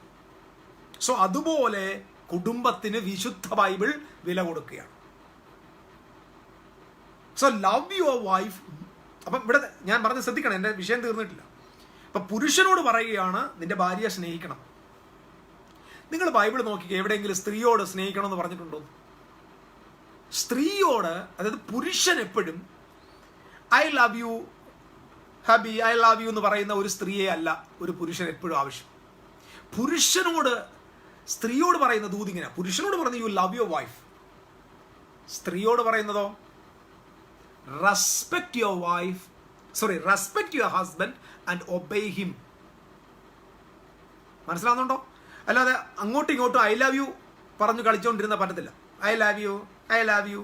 സോ കാരണം കുടുംബം ഒരാൾ ലവ് പറയുന്നു, മറ്റാൾ തിരിച്ച് ലവ് പറയുന്നു. ഇത് ഐ ലവ് യു എന്ന് പറയുന്ന കളിയല്ല. So husband is loving his wife. Wife എന്ത് ചെയ്യണം? ഹസ്ബൻഡിനെ റെസ്പെക്ട് ചെയ്യണം. അപ്പൊ പുരുഷൻ ആവശ്യം 24 മണിക്കൂർ ഐ ലവ് യു അല്ല. പുരുഷൻ ആവശ്യം റെസ്പെക്റ്റ് ആണ്, ഒബീഡിയൻസ് ആണ്. ഒബീഡിയൻസും റെസ്പെക്റ്റുമാണ് ഒരു ഭാര്യയിൽ നിന്ന് ഭർത്താവ് പ്രതീക്ഷിക്കുന്നത്. പക്ഷെ ഭാര്യ ഭർത്താവിൽ നിന്ന് പ്രതീക്ഷിക്കുന്നത് എന്തുവാ? സ്നേഹമാണ്. ഇത് ക്രിസ്തുവും സഭയും തമ്മിലുള്ള നമ്മുടെ ബന്ധം അങ്ങനെ തന്നെയാ. We are worshipping Jesus. Worship is the matter of honor and obedience. We are worshipping Jesus because worship എന്ന് പറയുന്നത് ഹോണറിൻ്റെയും ഒബീഡിയൻസിൻ്റെയും ഭാഗമാണ്. We are worshipping Jesus and Jesus is loving us. അപ്പൊ യേശു നമ്മളെ സ്നേഹിക്കുന്നു, നമ്മൾ യേശുവിനെ തിരിച്ച് ബഹുമാനിക്കുന്നു, വർഷിപ്പ് ചെയ്യുന്നു. ഹസ്ബൻഡ് വൈഫിനെ സ്നേഹിക്കുന്നു, വൈഫ് ഹസ്ബൻഡിനെ റെസ്പെക്ട് ചെയ്യുന്നു. അപ്പൊ പുരുഷന് റെസ്പെക്ട് മാത്രം മതി. റെസ്പെക്ട് കിട്ടിയാൽ ഇദ്ദേഹത്തിൽ നിന്ന് ഓവർഫ്ലോ ആയിട്ട് ലവ് ഉണ്ടാവും. തന്നെ ബഹുമാനിക്കുന്ന ഒരു സ്ത്രീയെ ഒരിക്കലും ഒരു പുരുഷനും ഒരു തിന്മയുടെ ഒരു വാക്കുപോലും പറയത്തില്ല. അപ്പൊ ഒരു കുടുംബത്തിനകത്ത് ദൈവത്തിന്റെ പ്രവൃത്തിക്കായി ഇങ്ങനെ കുറച്ച് സ്റ്റാൻഡേർഡ് കർത്താവ് വെച്ചിരിക്കുക. ഞാൻ ഒരു പ്രാവശ്യം ആവർത്തിക്കുന്നു, പാസ്റ്റേഴ്സ് ആയിരിക്കുന്നവരോട് ഞാൻ പറയാം, ശുശ്രൂഷകരോട് ഞാൻ പറയാം, നിങ്ങളുടെ ശുശ്രൂഷയേക്കാൾ, നിങ്ങളുടെ സഭയേക്കാൾ, നിങ്ങളുടെ കൃപാവരത്തേക്കാൾ നിങ്ങൾ സ്നേഹിക്കേണ്ടത് നിങ്ങളുടെ കുടുംബത്തെയാണ്. നിങ്ങളുടെ ഭാര്യയ്ക്ക് ഒരു അസുഖം ഉണ്ടെങ്കിൽ നിങ്ങളുടെ കൺവെൻഷൻ നിങ്ങൾ ക്യാൻസൽ ചെയ്യണം. അത് 1,00,000 പേരുടെ കൺവെൻഷൻ ആയാലും ക്യാൻസൽ ഇറ്റ്. ക്യാൻസൽ. കാരണം give priority to the family. കാരണം ഫാമിലി ക്ലിയർ അല്ലെങ്കിൽ രാജ്യത്തിന്റെ പണി നടക്കത്തില്ല, രാജ്യം ക്ലിയർ ആകത്തില്ല. The foundation, the fundamental unit of the kingdom of God is family. ഇനി രണ്ടാമത്തത് നമുക്കറിയാം, ഇപ്പം മാരേജ് എന്നൊരു വിഷയത്തെ ഞാൻ നിങ്ങൾക്ക് എടുക്കാം. ഞാൻ പറഞ്ഞതെല്ലാം നമ്മൾ കണക്ഷനാണ്. മാരേജ് ആരെയാ കല്യാണം കഴിപ്പിക്കട്ടെ? ഒരു പെണ്ണിന് 21 വയസ്സായാൽ വീട്ടുകാർ പറയും കല്യാണ പ്രായമായി. ചെറുക്കന് 25-26 വയസ്സാകുമ്പോഴത്തേനും പറയും പ്രായമായി, കല്യാണമൊക്കെ ആയില്ലേ. ശ്രദ്ധിച്ചിട്ടുണ്ടോ? കാരണം ഇന്ന് നമ്മുടെ മാനദണ്ഡം ഒരാൾ കല്യാണം കഴിക്കേണ്ട അവൻ്റെ ക്വാളിഫിക്കേഷൻ അവൻ്റെ പ്രായമാണ്. ഈ രണ്ടെണ്ണത്തിന് എന്തെങ്കിലും ബോധവും വിവരവും ഉണ്ടോ? ഒരു ഉദാഹരണം പറയാം. ഇപ്പം നമ്മുടെ നാട്ടിലെ ഒരു വാഹനം ഓടിക്കണമെങ്കിൽ എന്ത് ചെയ്യണം? ഒരു വാഹനം നാടിന് സൗകര്യക്കേടുണ്ടാക്കാതെ, അപകടം ഉണ്ടാക്കാതെ ഒരു ഓടിക്കാനുള്ള ലൈസൻസ് കിട്ടാൻ എന്ത് ചെയ്യണം? ഒരു MDSൽ പോയി, ഒരു മോട്ടോർ ഡ്രൈവിംഗ് സ്കൂളിൽ പോയി ഇവൻ പഠിക്കണം. പഠിക്കുന്നതിന് മുമ്പ് എന്ത് ചെയ്യണം? ലേണേഴ്സ് ലൈസൻസ് എന്നൊരു സംഭവമുണ്ട്. Learners licence. അപ്പം ലേണേഴ്സ് ലൈസൻസ് എടുക്കണമെങ്കിൽ ഒരു പുസ്തകം കിട്ടും. ആ പുസ്തകം പഠിച്ച് പോയി എക്സാം എഴുതണം. എക്സാം എഴുതി കഴിഞ്ഞാലേ ഇദ്ദേഹത്തിന് ഡ്രൈവിങ് പഠിക്കാൻ പറ്റും. പഠിക്കാൻ വേണ്ടി പോലും ലൈസൻസ്, ലേണിംഗ് ലൈസൻസ് ഉണ്ട്. അപ്പം ലേണിംഗ് ലൈസൻസ്, അപ്പം സാധാരണ 10 വർഷം ഉപയോഗിക്കുന്നൊരു കാറ്, ആ 10 വർഷം ഉപയോഗിക്കുന്നൊരു കാറ് ഓടിക്കാൻ ഈ മനുഷ്യന് ലേണിംഗ് ലൈസൻസ് എടുക്കണം. അത് കഴിഞ്ഞിട്ട് 15 വർഷത്തേക്ക് എന്ത് ചെയ്യണം? പിന്നെ അവൻ നന്നായിട്ട് പഠിക്കണം. പിന്നെ അവന് ടെസ്റ്റ് എഴുതണം. എന്തോ ടെസ്റ്റ്? ലൈസൻസിൻ്റെ ടെസ്റ്റ്. അത് റോഡിൽ റൈഡ് ചെയ്ത് കാണിക്കണം, എടുത്ത് കാണിക്കണം, സിഗ്നൽ ഇട്ട് കാണിക്കണം. വിദേശത്തൊക്കെയാണ് വലിയ ഗുലുമാലാണ്. എന്തെല്ലാം കാര്യം ചെയ്തിട്ടാണ് ഇവൻ്റെ കയ്യിൽ ലൈസൻസ് കൊടുക്കുന്നത്.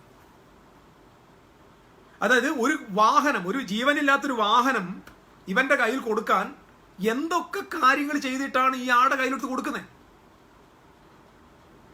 ചിലതിനെ കല്യാണം കഴിപ്പിച്ചു വിടുന്ന എങ്ങനെ?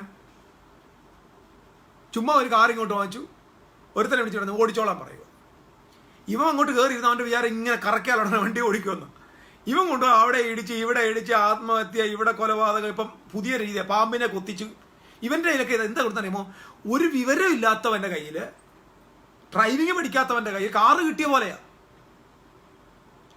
കാരണം ഒരുപാട് ആളുകൾ, എന്നോട് പറഞ്ഞ ഒരുപാട് ആളുകൾ കല്യാണം കഴിക്കുന്നത് ലൈംഗിക ചിന്ത കൊണ്ട് മാത്രമാണ്. കാരണം ഇവൻ കൊച്ചു പ്രായം മുതൽ ഇങ്ങനെ സിനിമയിലും മീഡിയയിലെല്ലാം കേട്ട് വരുന്നവർ, കാരണം ഇവൻ്റെ എപ്പോഴും ഈ ചിന്ത, ഇവൻ്റെ ഇമോഷൻ ഇങ്ങനെ വളർന്ന് കുറെ 10-13 വയസ്സ് മുതൽ ഉണ്ടാകുന്ന ഇമോഷൻ, ആ ഇമോഷൻ എല്ലാം കൂടെ അകത്ത് ഇങ്ങനെ വെച്ചുകൊണ്ട് ഇങ്ങനെ നടക്കുക. ഒരു പെണ്ണ് കെട്ടണം, കെട്ടിയേ പറ്റൂ. അവന് വേറൊരു ചിന്തയൊന്നുമില്ല. അപ്പം ഒരു വിവരവും ഇല്ലാത്തവൻ്റെ കയ്യിലാണ് വിവാഹം. ഒരു വണ്ടി ഓടിക്കാൻ തന്നെ ഇത്രയും ഇതെടുക്കുന്നെങ്കിൽ ഒരു കല്യാണം നടത്തുന്നതിന് മുമ്പ് ഈ പെണ്ണിനെയും ചെറുക്കനെയും ഇരുത്തി കൃത്യമായ പഠനം കൊടുക്കാൻ ഇന്നത്തെ ക്രൈസ്തവ സഭ തയ്യാറാകണം. അങ്ങനല്ല. ചെറുക്കൻ ഗൾഫിൽ നിന്നാ വന്ന ഒറ്റ ആഴ്ചയുള്ളൂ, ഇപ്പൊ തന്നെ കല്യാണം, ഒറ്റ ആഴ്ചയുള്ളൂ. വരുന്നു, കാണുന്നു, വന്നു കണ്ടു, കീഴടക്കി, കല്യാണം തീർന്നു. ആരാ, എന്തിനാ കല്യാണം? ഞാനൊരു ചോദ്യം തിരിച്ചു ചോദിക്കുക, എന്തിനാണ് കല്യാണം? For what purpose? എൻ്റെ കൂടെ ഒരു സഹോദരൻ, അദ്ദേഹത്തിനോട് ചോദിച്ചു, നീ എന്തിനാ കല്യാണം കഴിക്കുന്നത്? ഞാൻ പറഞ്ഞു, അവനെ ഒരു വീട്ടിൽ ചെന്നപ്പോൾ കാണാം, അവിടുത്തെ പാസ്റ്ററിൻ്റെ ഭാര്യ പാസ്റ്ററിൻ്റെ ഉടുപ്പൊക്കെ എടുത്ത് ഇങ്ങനെ കഴുകുക. ഉടുപ്പൊക്കെ കഴുകി ഉണക്കായിടുന്നു, ഫുഡൊക്കെ കറക്റ്റ് സമയത്തിന് കൊണ്ട് കൊടുക്കുന്നു, വെള്ളം കൊണ്ട് കൊടുക്കും. ഇത് കണ്ടപ്പോൾ ഇവന് കൊതി. ഇവനോട് പറഞ്ഞു, അവൻ പറയാം, എനിക്കും കല്യാണം കഴിക്കണം. ഞാൻ അപ്പം ചോദിച്ചെന്താ? ഉടുപ്പ് കഴുകി കിട്ടുമല്ലോ, തുണി കഴുകുന്നു. അപ്പോൾ തുണി കഴുകാൻ പുള്ളി ഇതിനകത്ത് ഇപ്പം കാണുന്നുണ്ടെന്ന് തോന്നുന്നു. അപ്പോൾ തുണി കഴുകുന്ന അത് അവന് വേറൊന്നും ചിന്തയില്ല. അപ്പൊ വിവാഹം കഴിക്കുന്ന എന്തിനാ? അപ്പോൾ ഒരു വാഹനം ഓടിക്കാൻ ലൈസൻസ് കിട്ടാൻ പോലും പുസ്തകം പഠിക്കണം, അറിവുണ്ടായിട്ട് വേണം വിവാഹം. അപ്പൊ കുടുംബത്തെ പണിയേണ്ടത് ഇമോഷൻ കൊണ്ടല്ല, പ്രായം. അപ്പൊ ചിലർ പറയും 25 വയസ്സ് ആയാലും 30 വയസ്സായാലും വിവരമില്ലാത്തവൻ തന്നെ. പ്രായം കൂടുന്നത് കൊണ്ട് വിവരം വരണമെന്നില്ല. ചിലതിന് 50-ാമത്തെ വയസ്സിലും കെട്ടിക്കേണ്ട പ്രായമായിട്ടില്ല. കാരണം എന്താ? ഇതൊരു നോളജാണ് കുടുംബത്തെ. അതുകൊണ്ട് ചർച്ച് സീരിയസ് ആയിട്ട് ഈ കാര്യങ്ങളെ തീരുമാനിക്കണം. ഇത് കൃത്യമായിട്ട് സഭയ്ക്കകത്ത് ഈ പഠനം വേണം. ഒരു വണ്ടി ഓടിക്കാൻ, ഒരു വാഹനം ഓടിക്കാൻ ഇവന് ലൈസൻസ് ഉണ്ടെങ്കിൽ ജീവിതകാലം മുഴുവൻ തൻ്റെ കൂടെ ഇരിക്കുന്ന ഈ ഒരാളുമായിട്ട് ഒരു കുടുംബം, ഒരു സൊസൈറ്റിയുടെ ഫൗണ്ടേഷണൽ യൂണിറ്റ് സ്ഥാപിക്കാൻ എത്രത്തോളം അവൻ പഠിച്ചിരിക്കണം. ഇപ്പൊ നിങ്ങളൊക്കെ എന്നോട് തിരിച്ചു വേണം ചോദിക്കും, നീയൊക്കെ ഇതൊക്കെ പഠിച്ചിട്ടാന്നോടാ? എൻ്റെ പൊന്നയ്യ, അല്ല. നമ്മളൊക്കെ ഉൾപ്പെട്ട് നിന്ന സമൂഹവും സഭയും ഒക്കെ വെറും സ്വോത്രവും ഗ്ലോറിയും മാത്രമേ ഉള്ളായിരുന്നു. ഇനി അങ്ങോട്ടുള്ള ജനറേഷൻ അത് ഉണ്ടാകാതിരിക്കാനാണ് ഞാൻ ഈ പറയുന്നത്. ചെറുക്കന് പ്രായമായി, അയ്യോ, ചില തള്ളമാർ പറഞ്ഞു കേട്ടിട്ടുണ്ട്, ഞാൻ പ്രായമായി, നീ ഒന്ന് പോയി കെട്ടിട്ട് വാ. അപ്പം തള്ളയ്ക്ക് പ്രായമായതുകൊണ്ടാണോ ചെറുക്കൻ കെട്ടണ്ടേ? പെങ്കൊച്ചിന് പറയാം, 21 കഴിഞ്ഞു, അപ്പൻ്റെ അകത്തിങ്ങനെ അപ്പൻ്റെ അകം ഇങ്ങനെ കത്തുക. എന്തിനാ കത്തുന്നേ? ഒരു കുഞ്ഞിനെ വളർത്തി ഒഴിവാക്കുന്ന ഇത്ര ബുദ്ധികേട, ഇത്ര ധൃതി എന്താ? വളർത്തിയ കുഞ്ഞിനെ ഒഴിവാക്കുന്നതാണോ കല്യാണം? അപ്പൊ കുടുംബങ്ങള് തകർന്നു പോവുക. നിങ്ങൾക്കറിയുമ്പോൾ ഏറ്റവും കൂടുതൽ ഡിവോഴ്സ് ഇപ്പോൾ ഒരു സ്റ്റൈലാണ്. ഇതിൻ്റെ ഏറ്റവും വലിയ ബാധ ഇവിടുത്തെ ഫിലിം സ്റ്റാർസിൽ നിന്ന് വന്നതാണ്. കാരണം ഏറ്റവും വലിയ സ്വാധീനം ഫിലിം സ്റ്റാർസാണ്. ഇതിപ്പോൾ കേട്ടോണ്ടിരുന്നിട്ട് എൻ്റെ തലയ്ക്ക് കയറിയിട്ട് വന്നിട്ട് കാര്യമൊന്നുമില്ല. കാരണം മിക്കവാറുമുള്ള എല്ലാ ഫിലിം സ്റ്റാർസും ഒന്ന് കെട്ടി അതിനെ കളഞ്ഞു, രണ്ടാമത്തിനെ കെട്ടി അതിനെ കളഞ്ഞു, മൂന്നാമത്തിനെ കെട്ടി അതിനെ കളഞ്ഞു. എന്നിട്ട് ഇവിടെ ഈന്ന് ചിരിച്ചിട്ട് സ്റ്റൈൽ കാണിക്കുക. ഇത് കണ്ടിട്ടാണ് ഇവിടുത്തെ മോഡേൺ ലോകത്തെ ആളുകൾ പോകുന്നത്. ഒരു മാതൃകയും ഇല്ലാത്ത കുറച്ച് ആളുകൾ. എല്ലാ ഫിലിം സ്റ്റാർസും അങ്ങനെയാണെന്ന് ഞാൻ പറഞ്ഞില്ല കേട്ടോ. മനുഷ്യനെ സ്വാധീനിക്കുന്ന ഏറ്റവും പ്രധാനപ്പെട്ട ആളുകളാണ് ഈ താരങ്ങളാണ്. ഈ താരങ്ങൾ ഒരുപാട് കുടുംബങ്ങൾക്കകത്ത് ഈ സ്വാധീനം കൊണ്ടുവന്നിട്ടുണ്ട്. കാരണം കുടുംബം എന്ന് പറയുന്നത് ഞാൻ പറഞ്ഞല്ലോ, ദൈവരാജ്യം കീഴടക്കേണ്ട ഏറ്റവും വലിയൊരു കൊടുമുടിയായത്, ഏറ്റവും വലിയ കൊടുമുടിയായത്. ഇത് ഞാൻ വെറുതെ നമുക്ക് ഒരു മൈതാനം എടുത്തിട്ട് ഒരു 4 കപ്പക്കമ്പും നാട്ടി അതിനകത്തൊരു മൈക്കും വെച്ച് കെട്ടി യേശു നല്ലവനാന്ന് പ്രസംഗിക്കുന്ന കാര്യമല്ലത്. അത് ഈസിയാണ്. ക്രിസ്ത്യാനിത്വത്തിന് ദൈവം കൊടുത്ത ഏറ്റവും പ്രധാനപ്പെട്ട സത്യം കുടുംബമാണ്. കുടുംബം അത് പണിയണം. അത് പണിയാനായി ക്രിസ്തുവിന്റെ സഭ എഴുന്നേക്കണം. അതിന് മാതൃകയായി ക്രിസ്തുവിന്റെ സഭയ്ക്കകത്ത് കുടുംബങ്ങൾ മാറണം.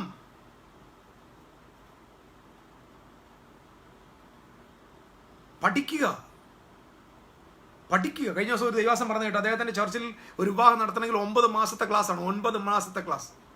9 മാസത്തെ ക്ലാസ് കഴിയുമ്പോഴത്തേന് പകുതി ആളുകളും കല്യാണം വേണ്ടേന്ന് പറഞ്ഞു പോകും. കല്യാണം വേണ്ട അവർക്ക്. കാരണം ഭയങ്കര ആവേശത്തോടെ വന്നതാ. പഠനമായപ്പോൾ തന്നെ പറഞ്ഞു, ഈ വണ്ടി ഓടിക്കാൻ പറ്റൂല, പറ്റത്തില്ല, യു ഔട്ട്. ഞാൻ വിശ്വസിക്കുന്നത് ഇനിയുള്ള തലമുറയെ ഈ ഒരു മാരിറ്റൽ കോഴ്സ് അല്ലെങ്കിൽ ഇങ്ങനെ ഒരു പഠനത്തിന്റെ പാസ്സായ സർട്ടിഫിക്കറ്റ് ഉണ്ടെങ്കിലേ കല്യാണം കഴിപ്പിച്ച് കൊടുക്കാവൂ ആദ്യം. കാരണം നമുക്ക് അറിയേണ്ടത്, നമ്മൾ അറിവാണ് വേണ്ടത്. അല്ലാതെ ഇത് hello how are you, I love U, ഇതുകൊണ്ട് കുടുംബ ജീവിതം പോകത്തില്ല. വീട് പണിയേണ്ടത് നോളജ് കൊണ്ടാണ്. എവിടുന്ന് നോളജ് കിട്ടി?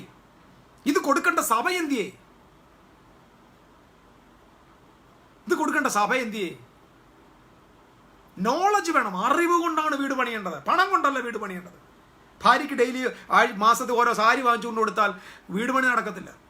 വീട് പണി നടക്കുന്നത് അറിവ് കൊണ്ടാണ്, വിസ്ഡം. ഞാൻ പറഞ്ഞല്ലോ, എവറസ്റ്റിനെ കീഴടക്കുന്നതിനേക്കാൾ കഠിനമാണ് ഈ ഒരു ഇൻഫ്ലുവൻസിങ് മൗണ്ടനെ ദൈവരാജ്യം കീഴടക്കേണ്ടത്. സുവിശേഷീകരണം എളുപ്പമാ പ്രിയരെ. ആത്മാക്കളെ നേടുന്നത് എളുപ്പമാ. പാട്ട് നടത്തുന്നതും പ്രാർത്ഥന നടത്തുന്നതും എളുപ്പമാ. വീടുകളെ, കുടുംബങ്ങളെ സ്വാധീനിക്കാൻ കർത്താവിൻ്റെ സഭയ്ക്ക്, ദൈവരാജ്യത്തിന് ദൈവം അവസരം തരിക. ഭവനം വളരെ ഇമ്പോർട്ടൻ്റ് ആണ്.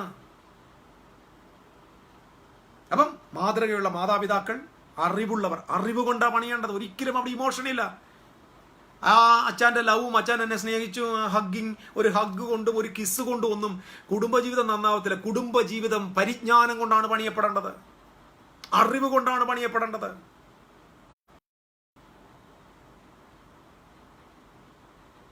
ഞാൻ പലപ്പോഴും ചിന്തിച്ചിട്ടുണ്ട്, ഈ സത്യങ്ങളൊക്കെ നേരത്തെ ആരെങ്കിലുമൊക്കെ പറഞ്ഞു തന്നിരുന്നെങ്കിൽ ഒരുപാട് പ്രതിസന്ധികൾ ഒഴിവാകാമായിരുന്നു. ഒരുപാട് പ്രതിസന്ധി.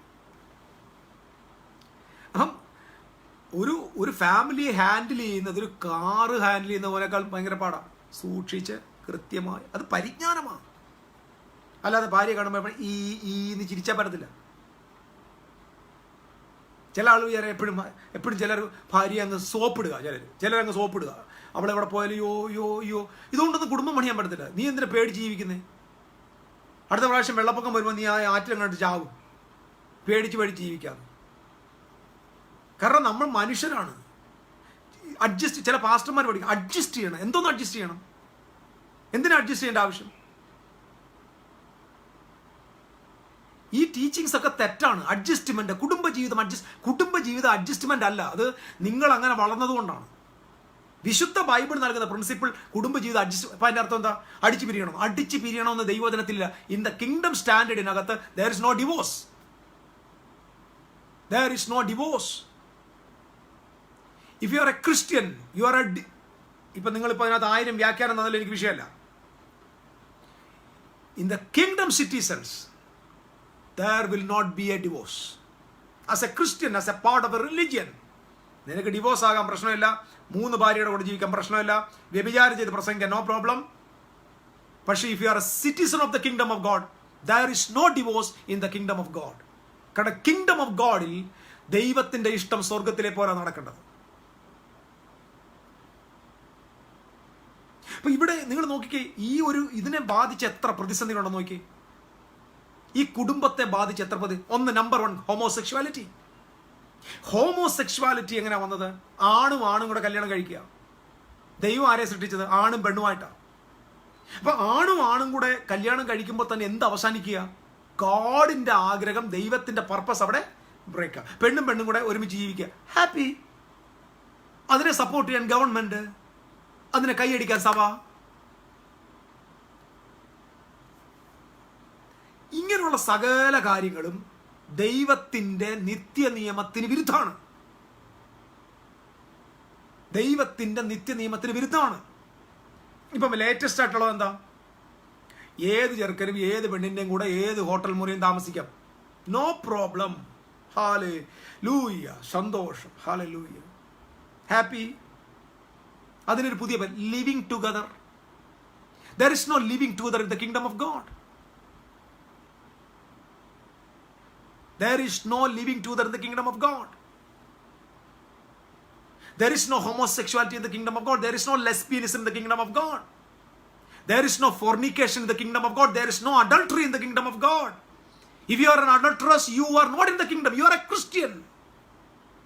പള്ളിയുടെ രജിസ്റ്റർ ബുക്കിൽ നിങ്ങളുടെ പേര് കാണും, പക്ഷേ you are not a citizen of the kingdom of God. You are an adulteress.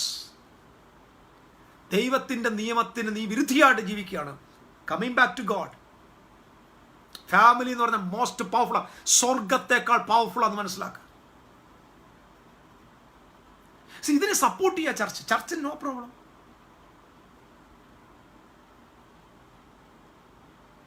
ഭാര്യയെ ഉപേക്ഷിച്ചിട്ട് പ്രസംഗം നടക്കുക, സൂപ്പർ പ്രസംഗം. സ്വന്തം കുടുംബത്തെ നോക്കാൻ കഴിയാത്തവൻ എങ്ങനെ ആയിരക്കണക്കിന് വിശ്വാസിയെ നോക്കാൻ പറ്റും?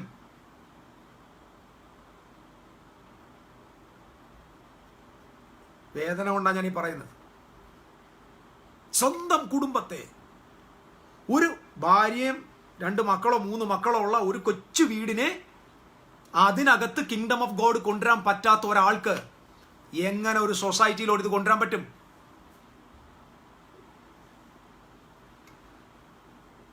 സോ യു ക്യാൻ ലിവ്, നിങ്ങൾക്ക് എങ്ങനെ വേണമെങ്കിലും ജീവിക്കാം.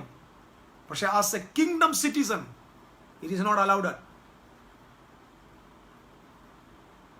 അത് അനുവദിക്കത്തില്ല. നിങ്ങൾക്ക് വിഷമം ഉണ്ടാവുമായിരിക്കും, നിങ്ങളൊരു പക്ഷേ എന്നെ ദേഷ്യപ്പെടുമായിരിക്കും. I don't care. I am standing for the kingdom of God. I am not a Christian. I am telling again, I am not a Christian. I am a citizen, kingdom citizen. I am a child of God. അഹങ്കരിച്ച് പറയല്ല. That is the standard of heavenly kingdom. ഇത് നമ്മൾ കൊണ്ടുവന്നില്ലെങ്കിൽ ഇനി ഏത് കാലത്താണ് ദൈവരാജ്യം ഇവിടെ വരേണ്ടത്? നമ്മുടെ ഓരോ വീടുകൾ ദൈവരാജ്യത്തിന്റെ മിനിച്ചറാകണം.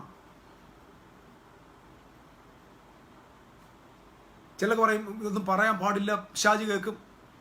പിശാച് കേൾക്കും. പരിജ്ഞാനം കൊണ്ട് വീട് പണിയണം. ജ്ഞാനം കൊണ്ടാ വീട് പണിയേണ്ടത്, സ്നേഹം കൊണ്ടല്ല, കരുതൽ കൊണ്ടല്ല. വിഷ്ണം നമുക്ക് നമ്മുടെ വീടിനകത്ത് വൈ പ്രോബ്ലംസ്. നമ്മളിപ്പം ഞാൻ പറഞ്ഞില്ലേ, നമ്മളൊരു കൗൺസിലറിനെ കാണാൻ പോവുക, ഫാമിലി കൗൺസിലർ. ആ ആളിനോട് പോയി ചോദിച്ചു അയാളുടെ ഭാര്യയോടെ അയാൾ ഹാപ്പിയാണോ? സ്വന്തം കുടുംബത്തിനകത്ത് തലയും കുത്തി നിൽക്കുന്നവനാണ് പ്രൊഫഷണലി കൗൺസിലറാണ്.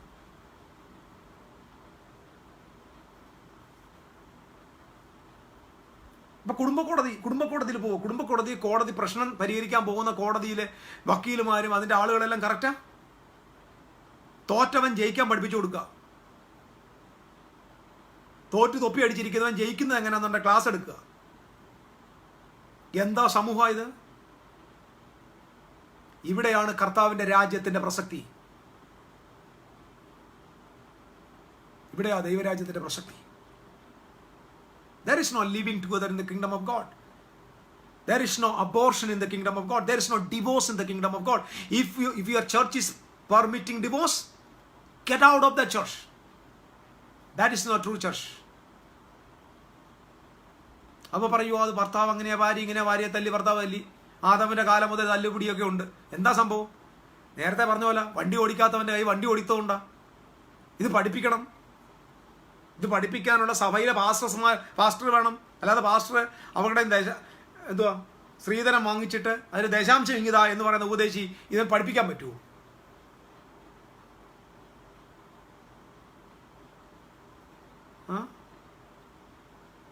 സ്ത്രീധനം വാങ്ങിക്കാൻ പഠിപ്പിക്കുന്ന സഭയുണ്ട്. സ്ത്രീധനം ഇവിടുത്തെ പാസ്റ്റർമാരൊന്നും ചെയ്യാൻ പറ്റും. ഇവിടുത്തെ കർത്താവ് ദാസന്മാർ അച്ഛന്മാരോട് ഞാൻ പറയാം, പാസ്റ്റേഴ്സിനോട് ഞാൻ പറയാം, ക്യാൻ യു സേ, നിങ്ങൾ കല്യാണം നടത്തുന്ന ആ ചെറുക്കനോട് നീ സ്ത്രീധനം വാങ്ങിച്ചെങ്കിൽ നിന്റെ കല്യാണം ഞാൻ നടത്തി തരത്തില്ലെന്ന് പറയാനുള്ള തൻ്റെ ഇടമുള്ള എത്ര പാസ്റ്റർമാരുണ്ട്, എത്ര പാസ്റ്റേഴ്സ് ഉണ്ട്? നീ സ്ത്രീധനം വാങ്ങിച്ചെങ്കിൽ നിന്റെ കല്യാണം ഞങ്ങളുടെ ചർച്ചിൽ നടത്തത്തില്ല എന്ന് ഇവിടുത്തെ എല്ലാ ക്രൈസ്തവ സഭയും ഒരു തീരുമാനമെടുത്താൽ ഈ ഏറ്റവും വലിയ ക്യാൻസറിൽ നിന്ന് ജനം സ്വതന്ത്രമാകത്തില്ലേ? നിങ്ങളൊന്ന് ആലോചിച്ച് നോക്ക്. നിങ്ങൾ പാടുപെട്ട് കഷ്ടപ്പെട്ട് പൊന്നുപോലെ നോക്കി. ഇപ്പം ഞാനും ഒരു മോളെ വളർത്തുന്നുണ്ട്, തങ്കം പോലെ വളർത്തി, അവളെ സ്നേഹിച്ച് വളർത്തി വളർത്തി വളർത്തി ഒരു പുരുഷൻ അങ്ങോട്ട് കൊടുക്കണേ, കാശൂടെ ചേർത്ത് കൊടുക്കണമെന്ന്. നമ്മുടെ നാട്ടിലില്ലേ ഒരു എടാ നിനക്കത് വാങ്ങിച്ചോ, അത് ഇത് വേണോ, ഇത് വേണോ, വേണ്ട വേണ്ട, ഒരു ഇതും കൊടുത്തിട്ട് കുറച്ച് കാശൂടെ കൊടുത്തെന്ന് പറഞ്ഞാൽ അത്ര വിലയില്ലാത്ത ഒന്നായിട്ട് സ്ത്രീയെ കണ്ടിരിക്കുകയല്ലേ? ഇതിന് ക്രിസ്തുവിന്റെ സഭയും കൂടെ ഇതിനെ സപ്പോർട്ട് ചെയ്യല്ലേ? ഇപ്പൊ സ്ത്രീധനം എന്ന് പറയുന്നൊരു വിഷയം സഭ തന്നെ അതിന് എതിരില്ല. സഭ ഹാപ്പിയാ, കാരണം ദശാംശം ഉദയിച്ചയുടെ പോക്കറ്റ് കിട്ടുമല്ലോ.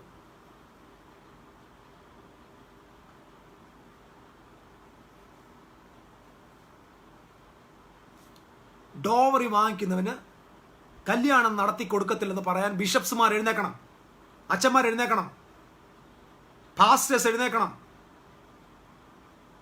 അതിനാദ്യം നിങ്ങളുടെ ദ്രവ്യാഗ്രഹം നിങ്ങൾ എടുത്തു കളയണം. അങ്ങനെ ഒരു തീരുമാനം ചർച്ച ഒന്ന് എടുത്തു നോക്ക്. ക്രൈസ്തവ സഭയിൽ ആദ്യം അത് വരട്ടെ, ക്രൈസ്തവ സഭയിൽ ആദ്യം വരട്ടത്. ഇത് നമ്മുടെ ഇടയിൽ ആദ്യം കൊണ്ടുവരണം. ഇപ്പം ഞാനിതിപ്പം ജാതിയുടെ ഇടയിൽ എനിക്ക് ഹിന്ദുവിനോടും ഇസ്ലാമിനോടും എനിക്കിത് പറയാൻ പറ്റത്തില്ല. As a church, as a ക്രിസ്ത്യാനിയോട് ഞാൻ പറയാം, നിങ്ങളുടെ വീടിനകത്ത് ഇത് വരണം. നിങ്ങളൊരു കുഞ്ഞിനെ വളർത്തിയിട്ട് അവനെ കെട്ടിച്ചു വിടുമ്പോൾ കാശൂടെ കൊടുത്തെങ്കിലേ ഈ കൊച്ചിനെ കൊണ്ടുപോകുന്നു പറഞ്ഞാൽ അത് അത്ര വിലയില്ലാത്തൊരു സാധനമാണോ? നമ്മുടെ വീട്ടിലെ ചില സാധനങ്ങൾ അധികപ്പറ്റായിട്ട് കിടക്കുമ്പോൾ നമ്മൾ എടുത്തോണ്ട് പോടേ 10 രൂപ കൂടെ തരാമെന്ന് പറഞ്ഞ പോലെ ആയും. അങ്ങനെയാണോ വീട്ടിൽ ഒരു പെൺകുച്ചിനെ വളർത്തുന്നത്? അതാണോ നമ്മുടെ സ്റ്റാൻഡേർഡ്? ഇപ്പം നിങ്ങളുടെ കുഞ്ഞുങ്ങൾക്ക് നിങ്ങൾക്ക് എന്തെങ്കിലും സമ്പത്ത് കൊടുക്കുന്ന അതിനെ ഞാൻ കുറ്റം പറയല്ല. പക്ഷേ അങ്ങനെ ഒരു ഡിമാൻഡുമായിട്ട് വരുന്നവനെ അവനെ വിടരുത് വല്ല കാളച്ചന്ത കാളെ വാങ്ങിക്കാൻ. ഓരോ പെൺമക്കളുടെ അപ്പന്മാരും തീരുമാനിക്കണം. ഇങ്ങനെ ചോദിച്ചുകൊണ്ട് വരുന്നവരോട് പോയി കാളച്ചന്ത കാളെ വാങ്ങടാന്ന് പറഞ്ഞു വിടാനുള്ള തൻ്റെ ഇടം ഇവിടുത്തെ ഓരോ അപ്പന്മാർക്കുണ്ടാവണം. ഇപ്പം നമ്മൾ ബൈബിൾ വിശ്വസിക്കുന്നുണ്ട്, ബൈബിളിൻ്റെ ആളല്ലേ? ബൈബിൾ വായിച്ചു നോക്ക്. ബൈബിളിൽ സ്ത്രീയിൽ നിന്ന് ധനം വാങ്ങണമെന്നല്ല എഴുതിയിരിക്കുന്നത്, അങ്ങോട്ട് കൊടുക്കണമെന്നാണ്. അറിയാമോ? അതാകുമ്പോൾ നമ്മൾ വീഴുന്നു. അത് അറബി നാട്ടിലെ മുസ്ലിങ്ങൾ ചെയ്യുന്നുണ്ട്. അവരൊരാളെ പെണ്ണ് കെട്ടാൻ പോകുന്നെങ്കിൽ അവൻ സമ്പത്ത് കൊണ്ടുപോയി അങ്ങോട്ട് ഇട്ടാണ് കെട്ടിക്കൊണ്ടുവരുന്നത്. നമ്മളവിടെ മൊത്തം പിഴിഞ്ഞ് അവൻ്റെ അപ്പൻ്റെ അമ്മാവിയപ്പൻ്റെ വീടിനകത്തുള്ള സകലത അയാളുടെ പോക്കറ്റും വലിച്ച് കീറി എന്നിട്ട് വീണ്ടും പിഴിഞ്ഞ് എന്നിട്ടാണ് നമ്മൾ ആ പെണ്ണിനെ കൊണ്ട് വീട്ടിലോട്ട് വരുന്നത്. ഫാമിലിയാണെന്ന് പോലും, ക്രിസ്തുവിൻ്റെ കുടുംബമാണ്. ഒരു മാതൃകയില്ലാത്ത ക്രിസ്ത്യാനികൾ.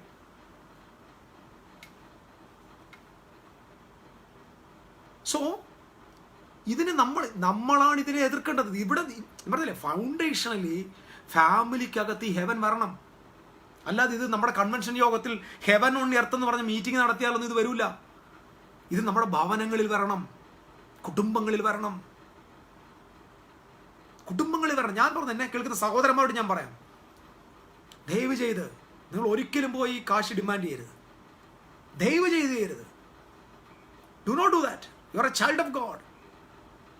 ഡിവോഴ്സ് ഞാൻ ഞങ്ങളുടെ ചർച്ചയിൽ പറഞ്ഞിട്ടുണ്ട്. സ്ത്രീധനം വാങ്ങിച്ച് അങ്ങനെ ഡിമാൻഡ് ചെയ്തവൻ്റെ കല്യാണം ഞാൻ നടത്തി കൊടുക്കില്ല. ഇതിപ്പം അത് കേട്ടോണ്ടിരിക്കുന്നതോട് ഞാൻ പറയാം, നിങ്ങൾ ഡിമാൻഡ് ചെയ്ത് ഡോവറി വാങ്ങിച്ചിട്ടുണ്ടോ, ദർ ഇസ് നോ മാരേജ്. നിങ്ങൾ പോയി രജിസ്റ്റർ ഓഫീസിൽ പോയി രജിസ്റ്റർ ചെയ്യോ, അല്ലാതെ ഒളിച്ചോടി പോ, എന്ത് വേണേലും ചെയ്തു, no problem. I won't do that. കാരണം I don't want your type. നിങ്ങളുടെ ആ ഓഹരി എനിക്ക് വേണ്ട. കാരണം ഇത് അനീതിയുടെ കൂലിയാണ്. Do not do that. ഇപ്പം ഫാമിലി പണിയണമെങ്കിൽ ആദ്യം എന്ത് ചെയ്യണം? കൃത്യമായിട്ട് പഠനം വേണം. കൃത്യമായ പഠനം വേണം. ക്രിസ്ത്യൻ സ്റ്റാൻഡേർഡിൽ, ദൈവരാജ്യത്തിൻ്റെ സ്റ്റാൻഡേർഡിൽ ഓരോ കുടുംബങ്ങൾ വന്നാൽ എങ്ങനെ ഇരിക്കും? 10 കുടുംബങ്ങൾ ചേരുമ്പോൾ ഒരു വലിയ സൊസൈറ്റി ഉണ്ടാകുക. ആ സൊസൈറ്റിയുടെ ക്വാളിറ്റി എങ്ങനെ ഇരിക്കും?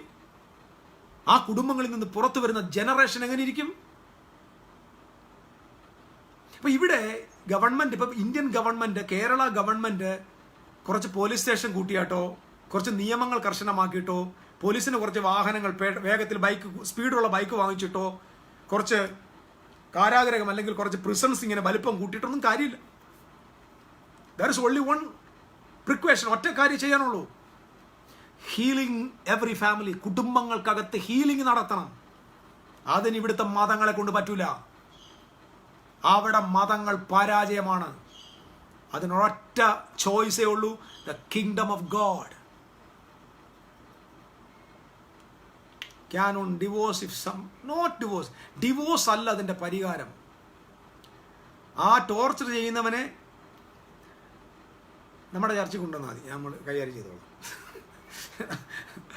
Can divorce the torture? No, there is no such thing. ഇതിനകത്ത് ഞാൻ പറഞ്ഞില്ല, ഇതിനകത്ത് അതിൻ്റെ പരിഹാരം ഡിവോഴ്സ് അല്ല. പണത്തിന് വേണ്ടി ഭാര്യ കല്യാണത്തിന് ശേഷം ഇതിനെ ടോർച്ചർ ചെയ്യുന്നെങ്കിൽ കൃത്യമായിട്ട് അവനെ നിയമ നടപടിക്കകത്ത് കൊണ്ടുപോകണം. അവനെ മാത്രമല്ല അവൻ്റെ അപ്പനെയും അമ്മയും കൂടെ ചേർത്തുകൊണ്ട് പോകണം. 3 എണ്ണത്തെ പിടിച്ച് ജയിലിലിടണം. അത്രേ ഉള്ളൂ. ആ വളർത്തിയ അവൻ്റെ അപ്പനെയും അമ്മയും അവനെയും കൂടെ പിടിച്ചുകൊണ്ട് ഒരു 3 മാസത്തേക്ക് ജയിലിൽ കൊണ്ടുവരണം. അവിടെ നിയമം ഉണ്ടാക്കിയാൽ മതി. ഞാൻ പറഞ്ഞത് സെക്യുലറായിട്ട് കേട്ടോ. പക്ഷേ ഇതിനകത്ത് ദൈവരാജ്യത്തിന് ഇടപെടാൻ പറ്റും. ആ വീട്ടിൽ കിങ്ഡം വന്നാൽ മതി, അല്ലെങ്കിൽ ആ മനുഷ്യൻ ദൈവരാജ്യത്തിൻ്റെ പങ്കാളിയായാൽ മതി. അപ്പം നമുക്ക് ഇതിനകത്ത് ഒന്നും ഒരു റീസണും, ഡിവോഴ്സ് ഒരു റീസൺ അല്ല. ഇത് നമുക്കൊരു ഒരിക്കലും അതൊരു ചോയ്സ് അല്ല.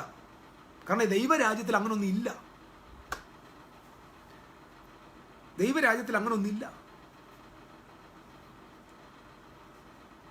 Praise the Lord. So marriage എന്ന് പറയുന്നത് ഒരു പ്രിപ്പറേഷൻ ആവശ്യമാണ്. പ്രിപ്പറേഷൻ ഇല്ലാതെ മാരേജ് ചെയ്യരുത്. കാരണം നമ്മൾ കൃത്യമായിട്ട് അറിവ് പ്രാപിക്കണം. അതായത് കല്യാണം കഴിക്കേണ്ടവർ ആദ്യം മീശ വളർന്നോന്നല്ല നോക്കേണ്ടത്, ഡേറ്റ് ഓഫ് ബർത്ത് പ്രായം ഒന്നൊന്നല്ല നോക്കേണ്ടത്, നിനക്ക് വിവരം ഉണ്ടോ എന്നാണ് നോക്കേണ്ടത്. വിവരം ഉണ്ടോ എന്നാണ് നോക്കേണ്ടത്. 45 വയസ്സായാലും വിവരം ഇല്ലാത്തവനെ കല്യാണം കഴിപ്പിക്കരുത്. ഒരു പെണ്ണിനെയും കെട്ടിച്ചു വിടരുത്. കാരണം പ്രായമല്ല വിവാഹത്തിൻ്റെ മാനദണ്ഡം. ഇപ്പം എന്താ 18ഉം 21, ഇത് എവിടുന്ന് പഠിച്ചാൽ? ഇത് ലോകത്തിൻ്റെതാണ്, വേൾഡ്. അതുകൊണ്ടാണ് 18, 21 കഴിയുമ്പം 18കാരി കുറച്ച് ദിവസം കഴിയുമ്പോൾ 21കാരൻ്റെ വേറൊരുത്തിൻ്റെ കൂടെ പോകും. എന്തുകൊണ്ടാണ് സംഭവിക്കുന്നത്? പ്രായം നോക്കുക. വിവാഹ പ്രായം 18, ചെറുക്കൻ്റെ 21. ഇത് 21, 41 ആയാലും ചിലർക്ക് കല്യാണത്തിനുള്ള വിവരമായിട്ടില്ല. ഞാൻ പറഞ്ഞല്ലോ, ഇവിടൊക്കെ നമ്മൾ ദൈവസഭ, സ്വർഗത്തിൻ്റെ ഗവൺമെൻറ് ഈ വിഷയത്തിനകത്ത് ശബ്ദിക്കണം. അതിനാദ്യം ഇതിന് മാതൃകയാക്കാൻ വരും നമ്മുടെ ഓരോ സഭകൾക്കകത്ത്, ഓരോ ചർച്ചിനകത്ത് ഇത് കർശനമായ പഠനമായിരിക്കട്ടെ. നമ്മുടെ ഓരോ സഭകളുടെ കുടുംബങ്ങൾക്കകത്ത് കർശനമായ ഡിസിപ്ലിൻ ഈ വിഷയത്തിൽ ഉണ്ടാകണം. ഓരോ വീടുകളും ഹെവനായിട്ട് മാറണം. Thank you holy spirit. ഓരോ വീടുകളും ഹെവനായിട്ട് മാറണം. സോ ഞാൻ പറഞ്ഞല്ലോ, ഇത് it is not God in the kingdom. ഞാൻ പറഞ്ഞില്ലേ, ക്രിസ്ത്യാനിക്ക് ഡിവോഴ്സ് പ്രശ്നമല്ല. ക്രിസ്ത്യാനിക്ക് ഡിവോഴ്സ് പ്രശ്നമല്ല. ക്രിസ്ത്യാനിക്ക് ഡിവോഴ്സ് ചെയ്യാം, കൊച്ചിനെ അബോർട്ട് ചെയ്യാം, ഒരുത്തിയെ കളഞ്ഞിട്ട് വേറൊരുത്തിയുടെ കൂടെ പോകാം, ഭർത്താവിനെ കളഞ്ഞിട്ട് വേറൊരുത്തിൻ്റെ കൂടെ പോകാം. നോ പ്രോബ്ലം, ഒരു പ്രശ്നമില്ല. ക്രിസ്ത്യാനിക്ക് അത് ചെയ്യാം, കാരണം ക്രിസ്ത്യാനി ചെയ്യുന്നുണ്ടല്ലോ. പക്ഷേ the persons those who are in the kingdom of God, it is not permitted. It is not permitted. It is not permitted. അത് പെർമിറ്റഡ് അല്ല. The kingdom will never allow, because സ്വർഗത്തിലെ പോലെ നിന്റെ ഇഷ്ടം ഭൂമിയിലാകണം. സ്വർഗത്തിൽ ഇങ്ങനൊന്നില്ല.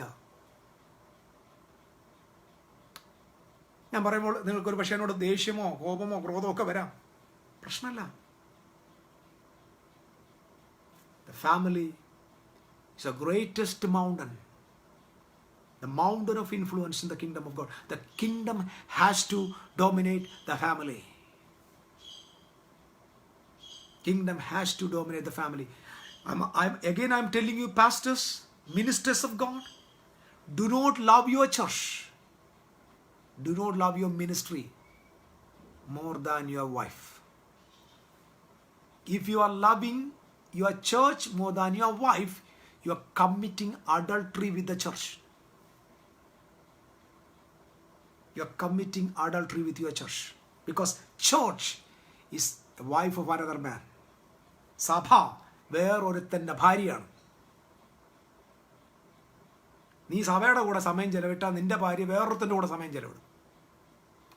You will lose your wife. You have to serve the church. You have to preach. You have to guide the church. You have to serve and provide everything. As a pastor, you can do that. But love your wife more than your church. നിന്റെ ഭാര്യയെ ആദ്യം സ്നേഹിക്കണം.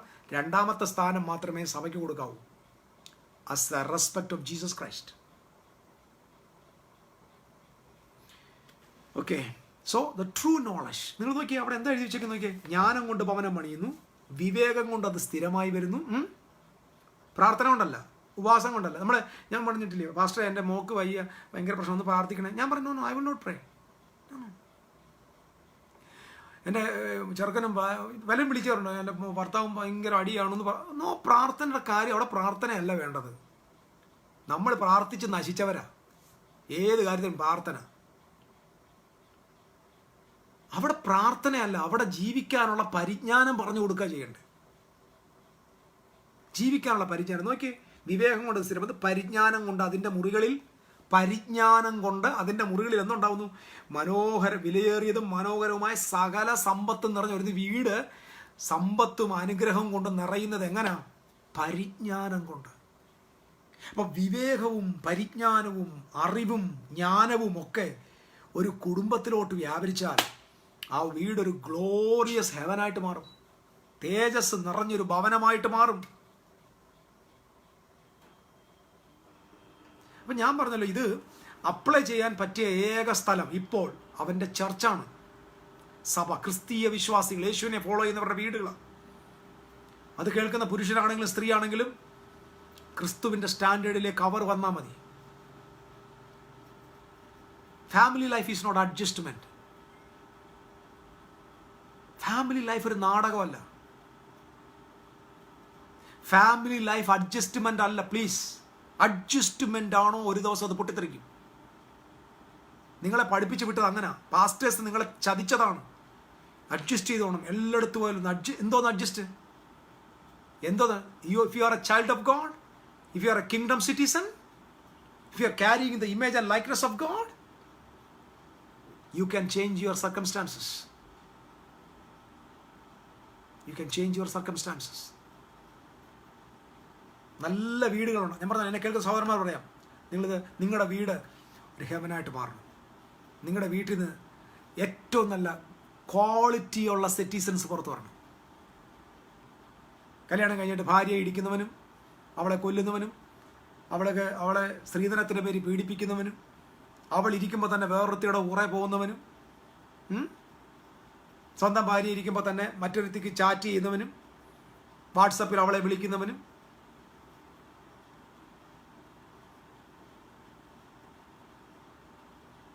ഇങ്ങനെയുള്ള മക്കളെ നമ്മൾ ഒരിക്കലും ജനിപ്പിക്കരുത്. നമ്മുടെ വീടുകൾക്ക് കുഞ്ഞിലെ മുതൽ പഠിപ്പിച്ചു കൊടുക്കണം. അവർക്ക് ഫുഡ് മാത്രം കൊടുക്കരുത്, അറിവ് കൊണ്ട് വളർത്തണം. അതുകൊണ്ടാണ് വചനം പറഞ്ഞത് സകല ജ്ഞാനം കൊണ്ടും സകല സമ്പത്ത് കൊണ്ടും ജ്ഞാനം സമ്പാദിച്ചു കൊള്ളുക. ജ്ഞാനം സമ്പാദിച്ചു കൊള്ളുക. 2 ഏക്കർ സ്ഥലം വാങ്ങിച്ചു കൊടുക്കുന്നതിനൊക്കെ നല്ലത് ഒരു 10,000 പുസ്തകം വാങ്ങിച്ചു കൊടുക്കും, വായിച്ച് പഠിക്കട്ടെ. ജ്ഞാനം സമ്പാദിക്കും. നിങ്ങളുടെ സമ്പത്ത് കൊണ്ട് ജ്ഞാനം സമ്പാദിക്കണം. വീടുകൾ ജ്ഞാനം കൊണ്ട്. നമ്മുടെ കുഞ്ഞുങ്ങൾ അറിവുകൾ കൊണ്ടാണ് അറിയേണ്ടത്. അറിവാണ് വേണ്ടത്. ചില ആളുകൾ പറയും എൻ്റെ കുഞ്ഞിനൊന്നും അറിയില്ല. അത് ഭയങ്കര സ്റ്റാൻഡേർഡാണ്. ഇപ്പം കണ്ടിട്ടില്ലേ, ഇപ്പം ചില ഈ കല്യാണം കഴിച്ചു വിടുന്ന ചില അമ്മമാരും പെമ്മക്കളെ കുറിച്ച് പറയുന്ന ഒരു പൊങ്ങച്ച വർത്താനമുണ്ട്. എൻ്റെ കുഞ്ഞിനൊന്നും അറിയില്ല. അത് വലിയ ക്രെഡിറ്റാണ്. എൻ്റെ കുഞ്ഞിനൊന്നും അറിയില്ല എന്നുള്ളത്. അവൾക്കൊന്നും അറിയില്ല. ചോദ്യം, അവൾ ബാത്റൂമിൽ പോയി കഴിഞ്ഞാലേ ക്ലീൻ ചെയ്യാൻ അറിയത്തില്ലേ? അതും അറിയത്തില്ലേ അവൾക്ക്? അത് കുളിക്കാൻ അറിയത്തില്ലേ അവൾക്ക്? അപ്പോൾ ഈ അറിവില്ലായ്മ എന്ന് പറഞ്ഞ ഒരു വലിയ പൊങ്ങച്ചമല്ല. അതിപ്പം പൊങ്ങച്ചോ. ഇന്നത്തെ മോഡേൺ വേൾഡ് എൻ്റെ കുഞ്ഞിനൊന്നും അറിയില്ല.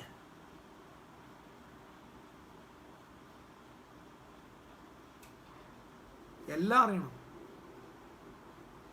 എല്ലാം അറിയണം. ഞാൻ അതുകൊണ്ടാണ് എപ്പോഴും പറയാം, റെസ്പെക്റ്റ് ചെയ്യാൻ പഠിപ്പിക്കണം. ആദ്യം നിങ്ങളുടെ മക്കളെ ആദ്യം നിങ്ങൾ പഠിപ്പിക്കേണ്ടത് റെസ്പെക്റ്റ് ചെയ്യാനാണ്. അവർ 1ാം റാങ്ക് വാങ്ങാൻ പഠിപ്പിക്കണ്ട. നിങ്ങൾ ദയവ് ചെയ്ത് അവരുടെ കരിക്കുലം നോക്കരുത്. കാക്കയെ കൂടെവിടെ, കൂടിനകത്തൊരു കുഞ്ഞുണ്ടോ, അതല്ലേ പഠിപ്പിക്കുന്നത്. അതാണല്ലോ ഈ സ്കൂളിൽ പഠിപ്പിക്കുന്നത്.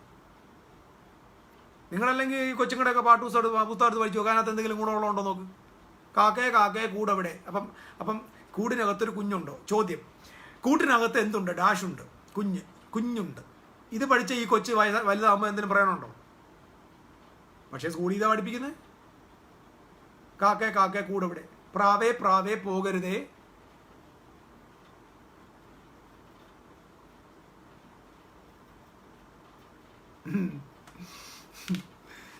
Don't give your children anyone comes to the proposal demand. That is true. That is very much true.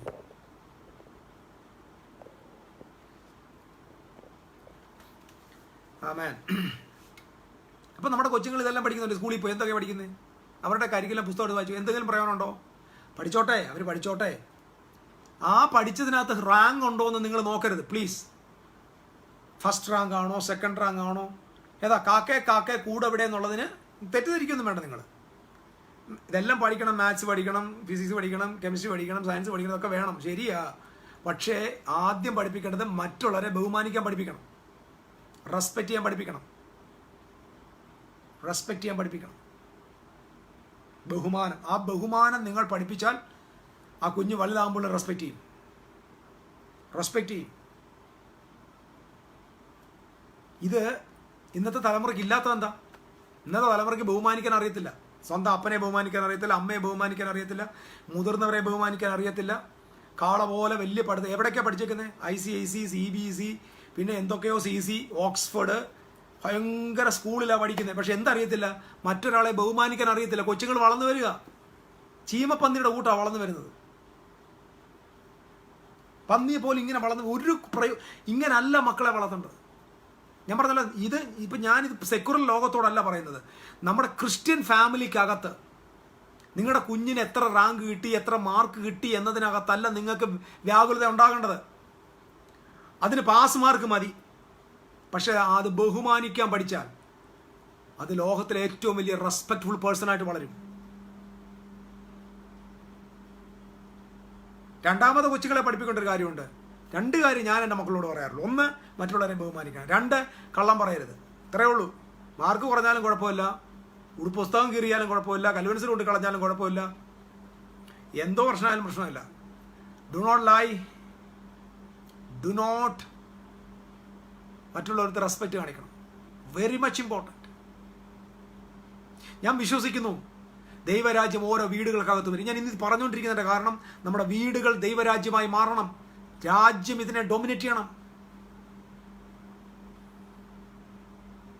ഇന്ന് മൊത്തം പോയി ഇല്ലേ, എല്ലാം പോയി. ഇപ്പം ഞാൻ പറഞ്ഞില്ലേ, ഇപ്പം അമേരിക്കൻ നാടുകളിലെല്ലാം ഡിവോഴ്സ്.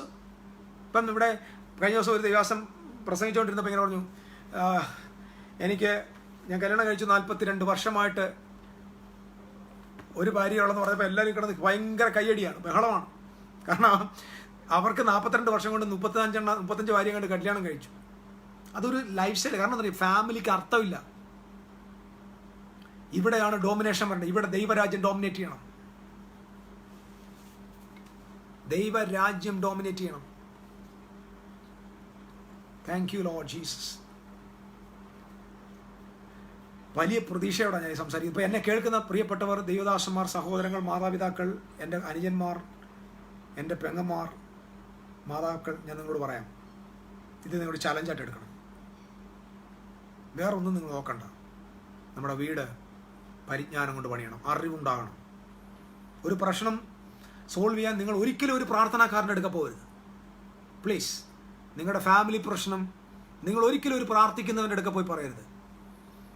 നിങ്ങളുടെ ഫാമിലി പ്രശ്നം നിങ്ങളൊരു പരിജ്ഞാനമുള്ളവൻ്റെ അടുക്ക പോയി സംസാരിക്കണം.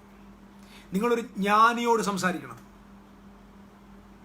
കാരണം പ്രോബ്ലം സോൾവ് ആകുന്നത് പ്രാർത്ഥന കൊണ്ടല്ല. പ്രോബ്ലം സോൾവ് ആകുന്നത് പരിജ്ഞാനം കൊണ്ടാണ്. ഞങ്ങളുടെ മമ്മി, എൻ്റെ മദറിൻലോ ഒരു മാസത്തിന് മുമ്പ് കർത്താവിൽ നിദ്ര പ്രാപിച്ചു. I found that she's A powerful lady. പ്രാർത്ഥനയെ നന്നായിട്ട് പ്രാർത്ഥിക്കുന്നത്. പക്ഷേ മമ്മിയുടെ അടുക്കൽ ഇരുന്നാൽ 2 മിനിറ്റ് കൊണ്ട് ഏത് പ്രശ്നവും തീരും. 2 മിനിറ്റ് കൊണ്ട് പ്രാർത്ഥിക്കത്തൊന്നുമില്ല. 2 മിനിറ്റ്സ് കൊണ്ട് ഏത് പ്രശ്നത്തിനും പരിഹാരം പറഞ്ഞു തരും. Such A great woman. So നമ്മൾ പ്രാർത്ഥിക്കാനല്ല പോകേണ്ടത്, നമുക്ക് പ്രശ്നങ്ങൾക്ക് പരിഹാരമാണ് വേണ്ടത്. പരിഹാരത്തിന് നമുക്ക് ആവശ്യം പ്രാക്ടിക്കൽ വിസ്ഡമാണ് വേണ്ടത്. പ്രാക്ടിക്കൽ വിസ്ഡമാണ് വേണ്ടത്. അപ്പം നമ്മളെന്തിനു പോകും? നമ്മൾ ഉടനെ പാസ്റ്ററെ പ്രാർത്ഥിച്ചോണേ എൻ്റെ കുഞ്ഞിന്. പാസ്റ്റർ പ്രാർത്ഥിച്ച പ്രശ്നം മാറത്തില്ല. ആദ്യം അവരുടെ ജീവിതത്തിൽ പരിജ്ഞാനം, അവർക്ക് അറിവ് പങ്കുവയ്ക്കാൻ ഭവനം, ജ്ഞാനം കൊണ്ട് ഭവനം പണിയുന്നു. Hallelujah. I believe, I strongly believe the kingdom of God. ഞാൻ ഈ പറയുന്നതെല്ലാം ദൈവരാജ്യത്തിൻ്റെ പ്രിൻസിപ്പിൾസ് ആകട്ടെ. ഇതാ ദൈവരാജ്യം. ഇതാ ദൈവരാജ്യം. ദൈവരാജ്യത്തിൻ്റെ value system heavenly value system, ലോകം പറയുന്ന വാല്യൂ സിസ്റ്റം.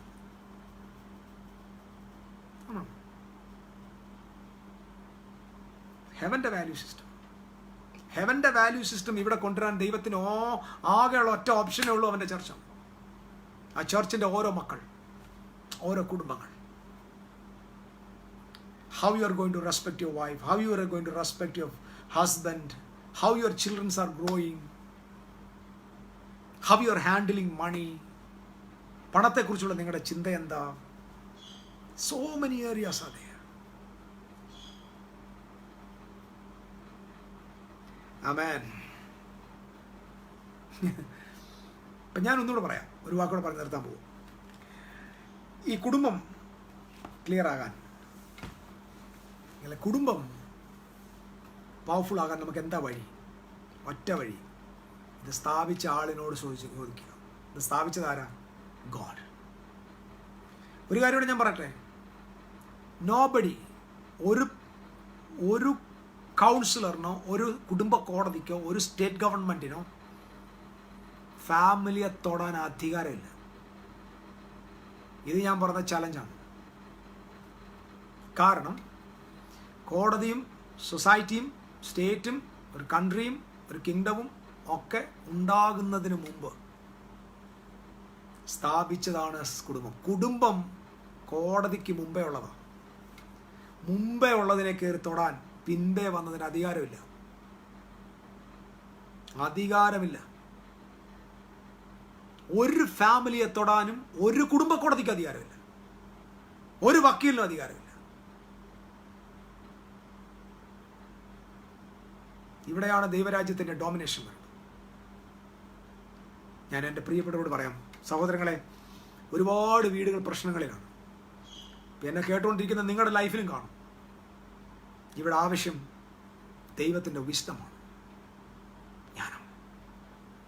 പ്രാർത്ഥിക്കാൻ ഇഷ്ടംപോലെ ടെലിവിഷൻ പിക്ചേഴ്സിൻ്റെ നമ്പറുണ്ട്. അവരെല്ലാം വിളിച്ച് പറയാം, പാസ്റ്റേ പ്രാർത്ഥിക്കണേ. അവർ പ്രാർത്ഥിച്ചിട്ട് പറയാം, അടുത്ത പ്രാവശ്യത്തെ ഞങ്ങളുടെ സ്പോൺസർ ചെയ്യാൻ പറയും. They will not give you the right word to solve the problem. We want the people of wisdom. We want the people of understanding. നമുക്ക് അറിവുള്ളവരെയാണ് വേണ്ടത്. ഒറ്റ വാക്കുകൊണ്ട് പ്രോബ്ലം സോൾവ് ചെയ്യുന്ന ആളുകളെയാണ് നമുക്ക് ആവശ്യം. സോ ദൈവരാജ്യത്തിൻ്റെ ബേസാണ് ഫാമിലി. ഫാമിലിയാണ് the most powerful influential mountain in the world. എല്ലാ സൊസൈറ്റിയും, എല്ലാ തിന്മയും എല്ലാ നന്മയും ഉരുവായി വന്നതൊരു വീട്ടിൽ നിന്ന്. ഒരു മദ്യപാനിയായ ഒരു ചെറുപ്പക്കാരൻ ഈ സൊസൈറ്റിയിലുണ്ടെങ്കിൽ അതിൻ്റെ കാരണക്കാരൻ അവൻ്റെ വീടാണ്. വഴിതെറ്റിപ്പോയ ഒരു സ്ത്രീ നമ്മുടെ സൊസൈറ്റിയിലുണ്ടെങ്കിൽ അതിൻ്റെ റീസൺ അവൾ വളർന്ന വീടാണ്. ഞാൻ അവരെ കുറ്റം പറയല്ല, ആ വീടിൻ്റെ പശ്ചാത്തലമാണ് അവരെ അങ്ങനെ ആക്കിയത്. ഒരു കള്ളനും ഒരു കൊള്ളക്കാരനും ഒരു ദുർനടപ്പുകാരനും ഒരു ബാങ്ക് കൊള്ളക്കാരനും ഒരു ക്രിമിനലും ഒരു തീവ്രവാദിയും ഒക്കെ ജനിച്ച് വീണത് അവൻ്റെ വീട്ടിലെ വളർച്ചയാണ്, വളർന്ന ആ സാഹചര്യമാണ്, ഫാമിലിയാണ്. അത് പാസ്റ്ററെ പറഞ്ഞിട്ട് കാര്യമൊന്നുമില്ല. അത് പള്ളിക്ക് മാറ്റാൻ പറ്റില്ല. കാരണം പള്ളി ഉണ്ടാകുന്നതിന് മുമ്പേ ഉണ്ടായതാണ് കുടുംബം. പോലീസ് സ്റ്റേഷനിൽ വന്നാൽ ദുർഗുണ പാഠശാല നിർത്തിയ കുഞ്ഞുങ്ങൾ ശരിയാവും. അത് ഇല്ലീഗലാണ്. ഇവിടെ വേണേൽ ലീഗലായിരിക്കും, പക്ഷെ അത് ദൈവത്തിൻ്റെ വേർഡിൽ ഇല്ലീഗലാണ്. കാരണം children has to grow in the family, not in the ഗവൺമെൻറ്റിൻ്റെ ചൈൽഡ് കെയറിലല്ല വളരണം. നമ്മൾ US പോയാൽ അറിയാം, അപ്പനും അമ്മയും എന്തെങ്കിലും ശകാരിച്ചാൽ ഉടനെ ഫോൺ എടുത്ത് വിളിച്ച് പോലീസിനെ കൊണ്ട് അറസ്റ്റ് ചെയ്യിപ്പിക്കും. നമ്മുടെ പ്രിയ മക്കൾ അപ്പം മക്കളെ കൺട്രോൾ ചെയ്യുന്നത് സ്റ്റേറ്റാണ്, ഇല്ലീഗലാണ്. അത് അമേരിക്ക ആയാലും യൂറോപ്പ് ആയാലും ഇല്ലീഗലാണ്. ഒരു കുഞ്ഞിനെ ഡിസിപ്ലിൻ ചെയ്യേണ്ടത് ഗവൺമെൻറ് അല്ല, ഒരു കുഞ്ഞിനെ ഡിസിപ്ലിൻ ചെയ്ത് വളർത്തേണ്ടത് കോടതിയല്ല. അതിന് എത്ര വലിയ നിയമമാണിത്? ഒരു കുഞ്ഞിനെ വളർത്തേണ്ടത് ഫാമിലിയാണ്. It is illegal. മതി, ഞാൻ വാക്കുകൾക്ക് വിരാമം ഇടാം.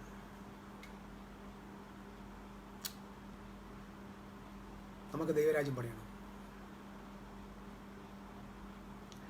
As a child, as a minister of God, as a minister of the kingdom of God, I am telling you, people of God, especially to the young people, do not love your ministry,